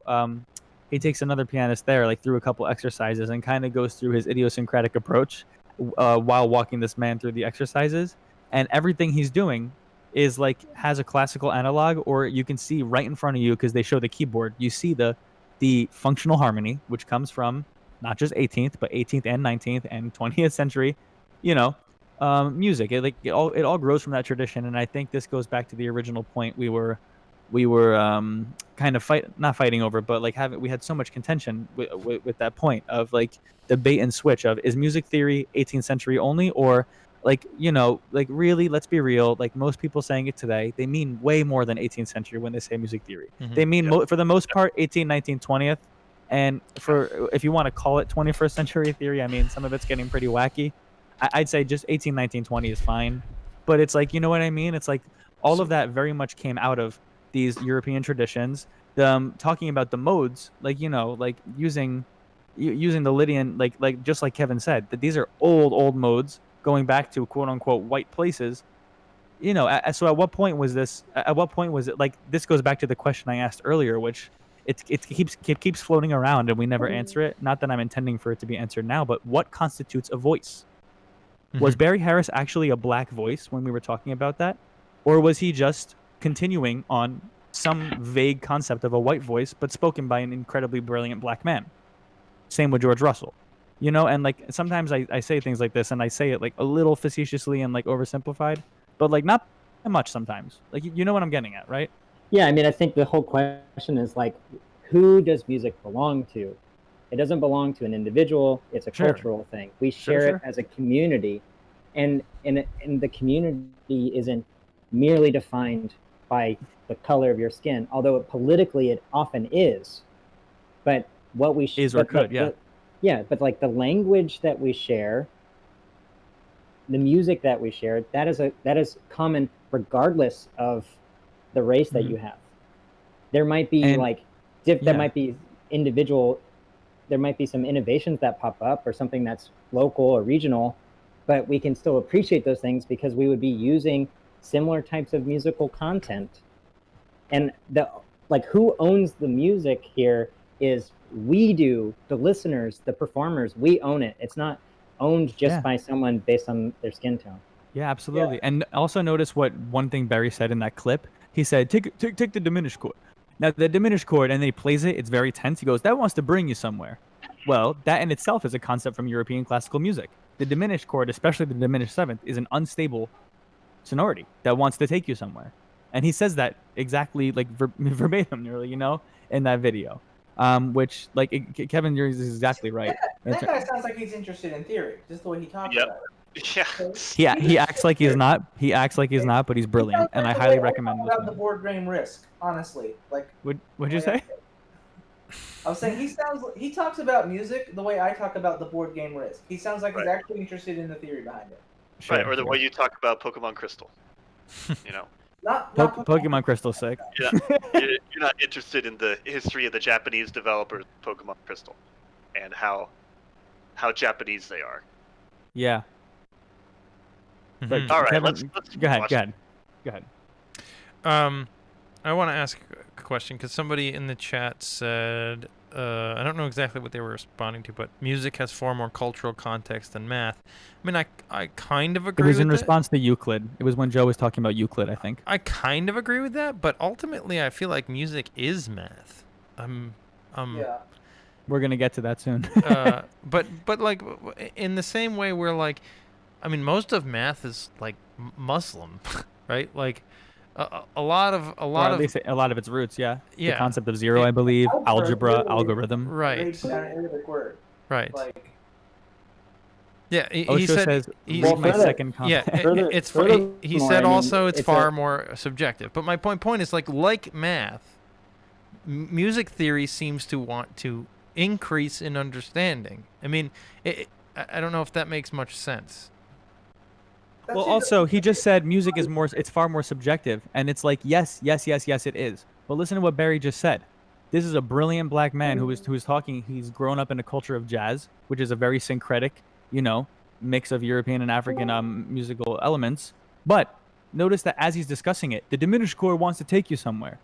You know, there's a reason that comes from a culture. There's some, if you want to call it, mathematical reason why that is. There's a reason for that. And then not only the diminished part, but the general building block of jazz, like I said before, these dominant platonic relationships, these have mathematical underpinnings. Exactly. Which they don't address in the video. Music theory is what wants to explain why that's taking you somewhere, right? That's a cultural take on it. Like, if you're from a certain background, you'll hear some musical sound and think, oh, it wants to take you where, and explain it that way. Someone more, like, from maybe more patrician background might say, "Oh, this part of the arrangement sounds incomplete, and it warrants some sort of proper finality." I mean, but they're saying the same fucking thing, and both of those people are interested in theory, and that's clear from just what the conclusion they're trying to reach is. I guess for me, music theory wants to explain that answer to that question. It would say this culture has this music, and it is doing this. It's bringing you from here to here. Music theory is explaining why, right? In the same way that, like, if a culture had a sort of, like, method of building bridges or some sort of way of calculating, I don't know, if they had some sort of way of calculating the square root of something for whatever reason, math would be explaining why that works. Mm-hmm. People ask this all the time. If you hang around in the music theory subreddits, which I guess they should rename to r/harmonic conventions of 18th century Western Europe, you'll see it gets a little bothersome, but like you'll see asked like once a month, why does this chord progression sound so good? It's F to F minor to C. And the answer that someone intelligent in the comments always gives is it's good voice leading. Why does voice leading work? You know what I mean? And I might be making a little bit of a vapid point there, but it's like that one's not so mathematical so much it is like procedural. No, but there's something to it. But there's something to it that theory is that you talk about in music theory, which gets to why that worked. Yeah, and actually, when they were talking about the Indian thing, how it was associated with an evening, I forget what, and on the other side it was a lullaby. It's like Shada Kalyan, I think. Yeah, but that's so interesting because to me so that's dope. why I was like, what? Like that's why it's universal in a way. I find music to be universal. It comes differently from different cultures, and that's great. But when music hits a person, it doesn't hit them based on the culture they came from. I don't think. Maybe I'm wrong, but that lullaby. They certainly react to certain things in different ways, for sure. That's an interesting. Kevin, say that again. Yeah, you broke up. Sorry, that's definitely an interesting side conversation, and I would disagree, but that's not really relevant, other than to say, even in the West, certain scales were played for certain purposes. So, for example, in the Renaissance, they had the Greek idea. They were emulating the Greeks. That's why they named their scales after them, like Ionian, Aeolian, Lydian, all this stuff. Phrygian, those are places in Greece.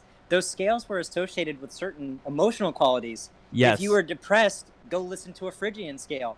If you were if you wanted to be happy, listen to this other scale. I think they did Aeolian at the time, and it's not what we would do today. But basically, the modes were there for psychology, in the West. Yeah. So like there was even though it wasn't associated with time, it was associated with like, here, let's you're sick, you feel sick, listen to this song to heal. So there was like this element, there was this practical element for music in the West too that we lost. But even in a way not so much. I mean, we lost it now, but it's worth bringing up as a segue from what you just said. Is that musicians now will know that like now we have, equal temperament, right? They used to have something called well temperament, which means that not every note was the exact same distance apart as it was, which means that different keys, like right now, everything we hear is like relative in the tonal system. Back then, especially in the days of Bach and even a bit after him, it still was true in that relative sense, but because of the way the instruments were tuned, different keys had baby different bits of connotations. You can hear the difference too. Yeah, and you can really hear it. Like D major. Why are so many hallelujahs written in D major? Because wow, the way those fucking overtones get ringing, there is nothing more glorious. And if that's their purpose, so Gloria Dei, there's nothing more glorious than a big ass D major, and that's why they use that key to do that. And they use E flat for a different reason. And they use E flat for a different reason. Go ahead. And why was G flat used for love songs? Because it was major, but so out of tune because it was so far away from C major that it was bittersweet. It was the perfect key to describe that. Which is so fucking cool that they kept the relativity of the system and worked within that, and they let the imperfections of in the absolute, if you will. What I'm hearing is people who care about actual theory. Aw. That was sweet. This is a great better video than what Adam Neely tried to make. There's a great book on the topic of tuning. It's called How Equal Temperament Ruined Music and Why You Should Care. Adam's done videos about that, I think, or I think Jacob Collier's done it. Adam's done it. Like they talk about the difference of like why is lo-fi cool? Because lo-fi is a little bit out of tune, and actually in a way might harken back to that. And there are certain stories you can tell with these quote unquote out of tune notes or out of tune systems that maybe there was something to it. And actually anyone who's ever sung in an a cappella ensemble like a chorus, or I actually used to be in a barbershop quartet. You can actually the way you can actually modify your note the babyest amount you can hear the overtones above you ringing, and like if you listen to a good barbershop quartet, when they're singing in tune, it peels the paint off the fucking walls. Like, you know what I mean? Or a string quartet. Or a string quartet. Can tune live like that. I mean, that's what I do professionally. You're a violinist, correct? So, like, we work on doing that all the time. So like a string player, we train ourselves to tune in this relative way. We're not stuck to equal temperament. For sure. But there's something really interesting about this microtonal aspect. I can point to that happening in rock that'll be immediately obvious. Go Guitar listen bends. to No Surprises by Radiohead and then put a tuner on. It's supposed to be like sort of F majory, but everything is tuned to be in between an E and an F. The whole song is so it's not in those notes. so it's not in F flat, but it's in flat F, or it's not in E, but it's in flat F. Is that what you're saying? Not even in flat F. It's like microtonal. It's in between an F natural and an E natural. That's interesting. I actually it's like F. When they just sped up the tape. Yeah. That's what it is. It was probably the tape. They did that. They did it intentionally. Very cool. Very cool. They did it so that it would sound like it would create this emotional effect, and you can hear that immediately with No Surprises being in this happy key, but it's like not in a place we're used to hearing it, and it creates that feeling. So when I was in, I have never been a professional musician, but I've played music my whole life, and what just happened? When I got to when I got to the area in school where you could pick an instrument to play, there was like a test, and I was able to pick any instrument I wanted, and I picked trombone, even though that wasn't one of the like limited ones. And the reason I picked trombone was because I was really interested in the idea of the sound between the notes. All of the other instruments that I saw or were available to me, unless I went into the orchestra, were discrete in a way. Finite. Push button. Yeah. Push button. Yes. Yeah. So I was really interested in, and then in one of the first things, when you have a trombone, the first thing you do is try to do a slide thing because, why wouldn't you? But you realize really quickly how uncomfortable notes are, like the between note sounds are. Even alone. Like with a band, obviously you're creating a massive amount of dissonance, but even alone, the sound of the notes between the notes demand you correct it in a way. Depending on the context, for sure. It'll be grating, and you as a person who's steeped in this tradition of mostly equal tempered things, like your ears, especially in the context of other musicians, it's not going to be a secret to you or your ears. You know what I mean? Yeah, I do. But it's one of the things that was sort of, not to detract too much, but like in every area of my life, the other question I had, I was interested in writing, and the question I had was, well, why is it that the same things happen in stories? And the answer is because that's what's interesting. You can't just do anything. You can't. She got the bloody narrative right. But you know what my point though? Like music theory seems similar. Why did Sif reclaim his throne, and why did Black Panther reclaim his throne? And why are they both named after large predatory cats? But she got the bloody archetype right, man. Like, it's no joke. It's no accident. When friends of mine talk about music theory, they know I'm interested because I'm very fascinated by the explanatory knowledge. Like, why is this? Why is music this way? Why do we play these notes? Why don't pianos have more keys that are between the notes? And why isn't there a note between B and C? Like, why is there no half step between B and C? Sure. These are the questions that just plagued my mind as a child.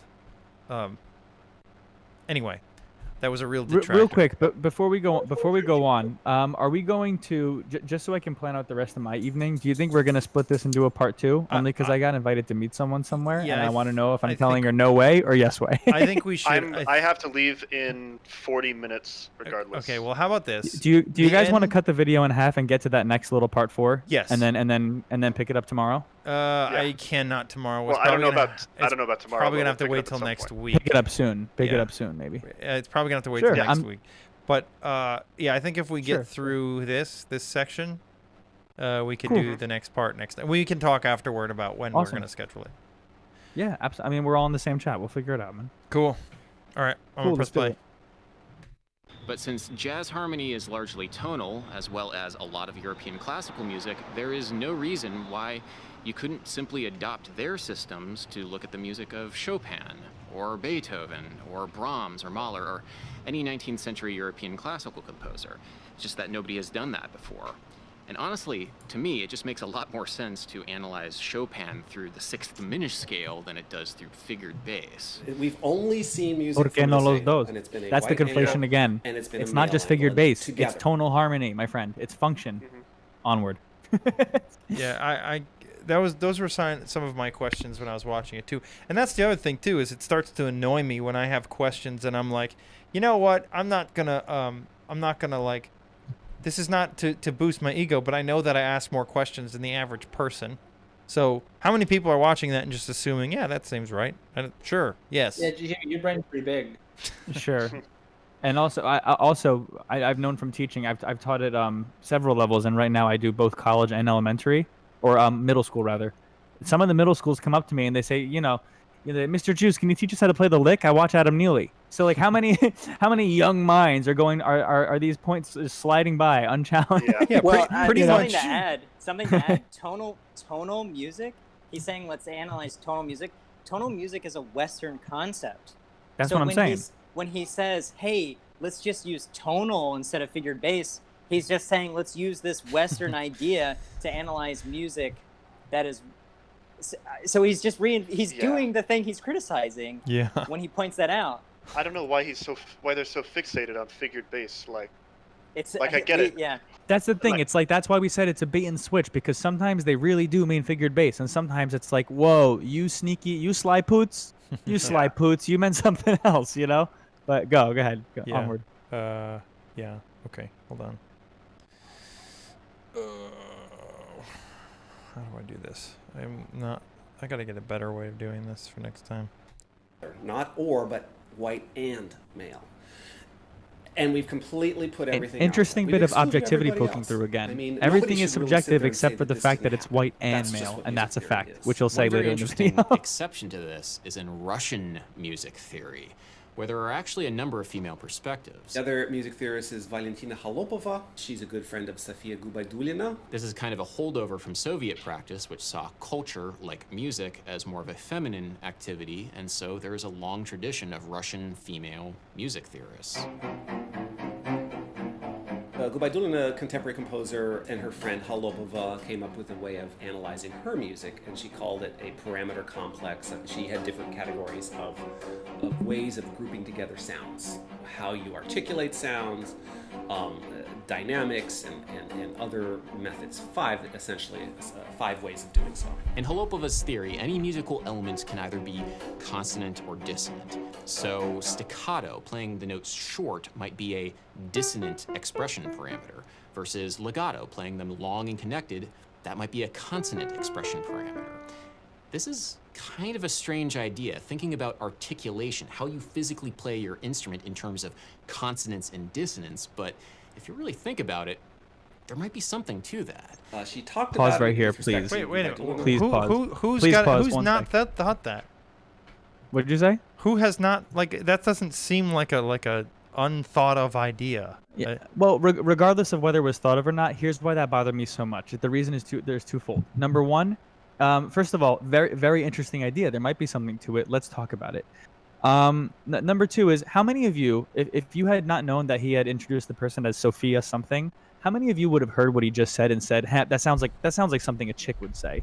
He introduces it as a female perspective, which gets back to my original question: what constitutes a voice? He talks about that as if it's a female perspective. It's innately, or in reality, it's like, can it not just be a really great idea spoken by a brilliant woman? And it's also funny because he says it's a holdover from Soviet practice, which I'm not reading anything into this, but except for maybe that some of the people watching might get like I said before, a shitty Reddit tier or Twitter tier argument about like America bad and but the reason he said that, like, culture was seen as more feminine in the Soviet state, and it's like, So you're It's saying that more patriarchy. women, more women did it, but they had a totally sexist reason for doing it. It was basically Right. like, oh, okay, ladies, go sing your song and do your dance. We pick you up later. You know what I Right, mean? so it's like it's Russia- framed. Russia It's framed in this definitely way of had- like, look how much more progressive they are than us It because the had- women did it. But Exactly. it's like, So he's supporting. So when he points it out, he's like, he doesn't mention the fact that, you know, it's because of the patriarchy that they were the theoreticians in the first place. that's what I'm saying. Like, It's that was like so sneaky. That was like weird. That one I rubbed me didn't- like worse than I didn't anything. even catch it actually. So Like how many of you honestly would have said that sounds like a womanly idea? It sounds like a chick said that. None of you. Zero of you would have said that. Gulag. What else did they have? What'd you say? Well, Of course, they made more music in the Gulag. What else? not did they only have? but even it's like more it's than framed, that. it's framed in that way of like, you know, it was actually like the feminine perspective because they value women more than us. America bad. Not saying he's saying that, but It's like like typical the same- shitty argument. It's like, what? That was a totally sexist reason. Like I said to myself out loud, okay, ladies, go sing your song and do your dance. We talk later. And it's like, what the fuck? Dude? You could go the It bothered exact. me to no end. It's the same thing they do with saying that the hijab is a symbol of power. It's like, Ooh. just get out of here. Like it was, you know, like could it's go such a the cool idea, and like there was something to it, but it's like there was nothing feminine about that. It was just an amazing woman who said that, who analyzed it that way. But you like, you could know go what I the- mean? Like that's goes back to what constitutes a voice. You What could go really- the what is a exact voice? opposite way, though. Let's say it was overtly feminine. Like, let's say it was. Does anybody care? Is anybody gonna say Anyone that's, here mad about that? Yeah, Is anyone right. here mad Like, about that? No. I don't know of any people who are upset by that. I don't. Yeah, like maybe 100 years ago when they policed whiteness and maleness more, maybe. But the contention is always the exact same thing. It's always and not much has changed today. When in reality, you have an entire room of, it looks like a good number of male passing people here that are saying that was tremendous. Mhm. That was really interesting. Same thing with the Indian woman from before. No one said a damn word. She 'cause got she was amazing. She got the narrative. She got right. the fucking She got the narrative, narrative right. spot on, man. That's what I was saying. Like that, I don't know. Of all the things, like even more than the Barry Harris, George Russell thing, which was just like a really convoluted way of saying he's mixed race. It was this part with the Russian woman, and the way that they talked about culture being feminine was just like, what effing point are you trying to make here? What point did you think you were making, and what did you actually make? Because it was nothing. You know what I mean? It was like it was. Right. He's attacking. This kind of He's attacking the wrong idea. Wait, Kevin, say that again. I'm sorry. Well, I don't mean to interrupt. I was just saying he's attacking the wrong issue. Yeah, in a way, yeah. Hey, Joe, go ahead. I'm sorry. What I'm saying is that it's this kind of presentation of the subject matter that Adam Neely's giving to another step that Dr. Newell. Yeah, that they're giving. It's that approach they're taking is why so many people are distrustful of mainstream institutions today. Because of the angle they're taking. You can't just be straightforward and clear and honest about your discussion of it. There has to be some sort of gotcha that they're working into it. And like, why? Why? Yeah, and that's the thing. Like I said, I'm not gonna read that. I'm not gonna read. There's a white man in here. Say And we again. thought, I think the most interesting person in the video was the Indian woman. Yeah, I think unanimously, all of us shut up, like, and just watched her in amazement. Like she was great. She was great, man. Yeah. Like, but really, this part was just like, like what? And I'm not inferring anything about Adam's politics from that. Like, I'm not accusing him of saying America bad, Soviet good. Some idiots in the comments might. But I think Neely's probably not really being sure either. I would just assume Neely is probably like a Democrat. Like he's probably still a capitalist at the end of the day. There's no way. Yeah, but that's what's so. I think he's a capitalist. But that's I really hope he's a capitalist with his 1.1 something million subscribers. Well done, man. You made good content at first. That's how you got it. Well done. But yeah, that's exactly what's so distasteful about it. It makes makes at least me nervous. I feel like it makes other people nervous too. It's like you have no reason to be talking about this in the way that you're talking about it.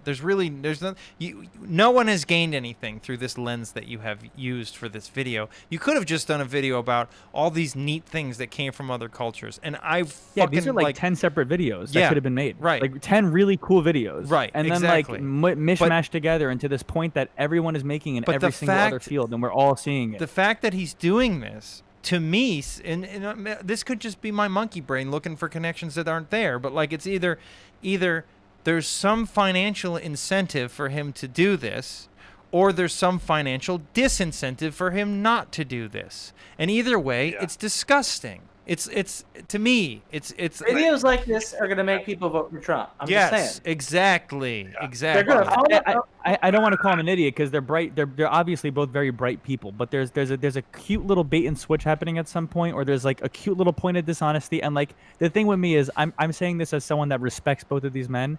All these cute little like odd points of dishonesty throughout this 45-minute video, they really start to add up, which is like where the problem started to happen for me. I've been subscribed to Adam Neely for 3 or 4 years, maybe. Like Yeah, me too. I think. Watching him Me too. for a while, and this video just made me be like, I think I'm gonna unsubscribe. Like I think he doesn't deserve my views anymore. He doesn't. I'm on the fence. If in his next video, if he continues to call music theory 18th century Western European harmonic blah blah blah. If it becomes like a new meme, you mean like you might just be out. Yeah, if he does that, I'm 100% unsubscribing. But right now, I'm gonna give him the benefit of the doubt. I'm gonna give him at least a bit, but it's like I hope it doesn't become like another overused meme. I did give him the benefit of the doubt when he put out that Black Lives Matter video, and that video also. I don't think I saw that one, but also all the OGs remember this video. By the way, you can see the title. It's called "Music Theory and White Supremacy." It got changed for the first day or so. It was up. The title was actually "Music Theory is Racist." That's why I tried, and that's it why could have been I titled clickbait. this video it the could way have I been did. clickbait.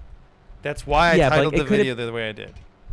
It could have been clickbait, but the thing is, when we're doing these like cute little parts, I think like I think it's number 6. It's like like the snarky like Reddit tier. No, really, music theory is really racist, and that's when they get into like Schenker, and it's like, how much of it was clickbait and how much of it is like being sneaky? Like I don't know. And not to push this conversation too far back to there, but this is what I'm talking about. So like this is gonna make people go, yeah, I'm fine with making critical race theory, outlawing it. I'm totally cool with it. This is the kind of thing. This is the kind of thing that people are going to be like, you know what, maybe Trump's exactly correct, and we need this. I mean, people aren't going to say it openly. People are not going to say it openly because they're terrified of being called racist. But you can't. All right, whatever. Yeah. No, sorry, I didn't mean to. I thought you were done. I didn't mean to whatever you. I meant like No, hit play. you're good. But then you. Sorry, man. That was an accident. You're good. Don't worry about it. That's my level of caring about this video. That's why I'm interested in it. Lots of caring. A little bit of caring for Jimmy is still a lot by our standards. All right, we got a little bit left. All right, But let's finish easily up. expand that and just begin to look at all kinds of 20th century significant composers. But the first thing to acknowledge is that music theory has a perspective to begin with, and that is actually kind of hard to wrap your head around if you're not used to it. So you remember when we listened to Ninge Ninge and compared it to Rag Shuddha Kalyan like 5 minutes ago? Good times. Acoustically, the melodies were similar, but there were 2 different music theories behind the performances. So yeah, you could say that Anuja was singing a descending major pentatonic scale, but that makes about as much sense as saying Kathleen Battle was singing the descending form of Rag Shuddha Kalyan. There is definitely something that gets lost in translation there, the same way when you translate something from English to Hindi, for example. Spoken language is not universal, and neither is music. Part 4, Major 7. Okay, Music. so All we're right. anyway, but and I have something to say. I feel like a lot of people would have disagreed with that statement. Yeah, well, so is he arguing? He's like, well, spoken language, like stuff gets lost in translation. Yeah, that's true. So instead of reading Dostoevsky in English, I should learn Russian. I mean, if you're going to study Russian literature, you absolutely need to. If you like, there are things lost in translation. That's absolutely true. Everybody who speaks Russian has told me that. But like, that immediately made me think of the disagreement I have with Billy, and I don't really disagree with Billy. I think I agree with him. I just think, and it's a McWhorter thing, but that the language you use doesn't affect the way you think. I don't necessarily think that's 100% true. I think that the effects are very minimal, but I think where there are effects, they are important. But anyway, that seems tied very closely to the last statement he made there about, it seems to be he's implying that because something is lost in translation, there's something we're not getting. Well, I mean, that's probably true, but I don't understand the point he's making. Is he saying, like, by choosing to analyze Indian music through a Western lens, we're not really understanding it? It's like, well, yeah, but nobody is saying, hey, let's Eastern music through a Western lens. Also, he was literally doing that in this video earlier. Right, I mean, he's not being very clear, and there's this big problem with, like, so the statement, music is not universal.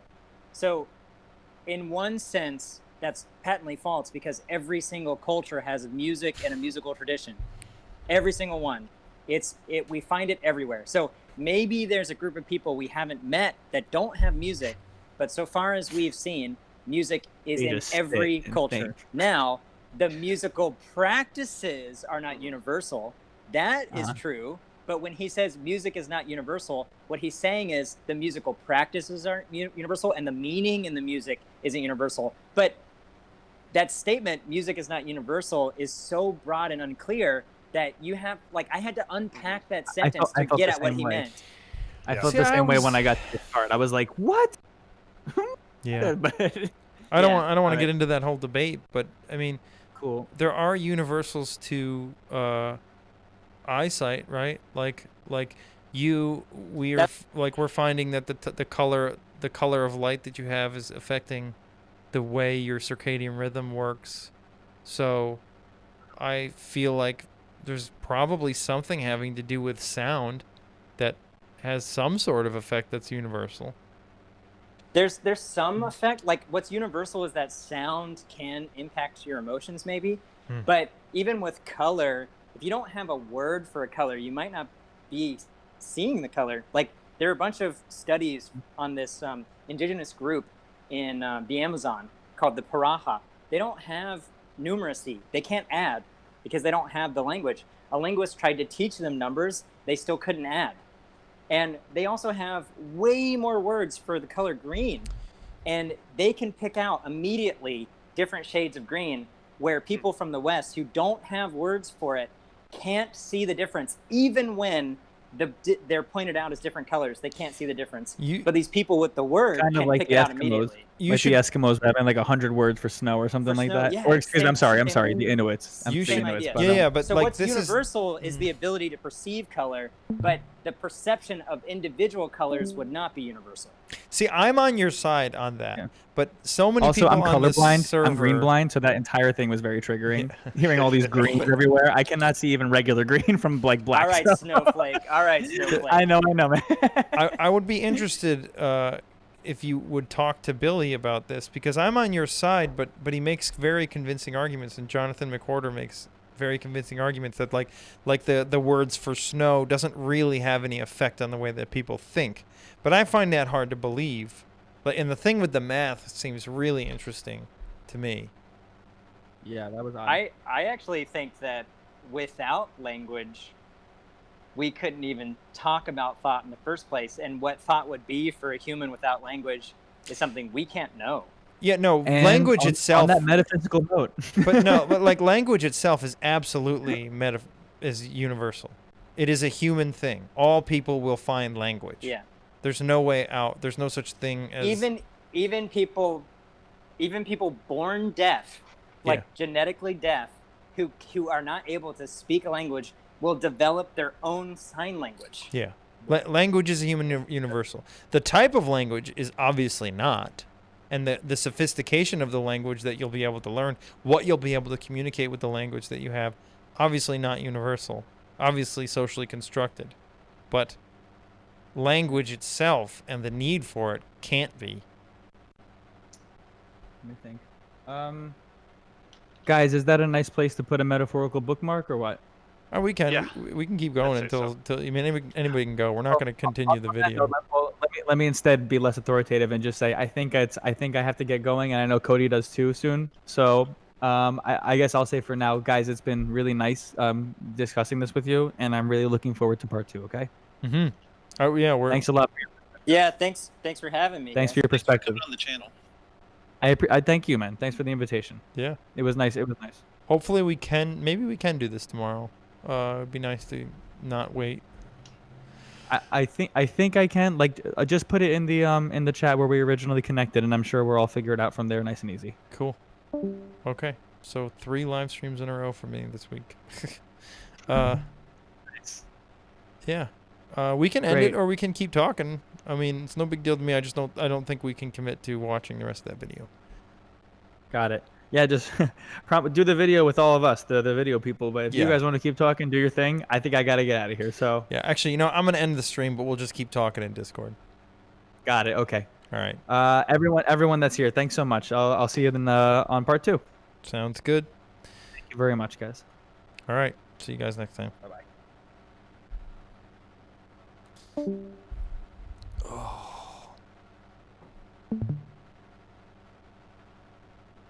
Who's Billy?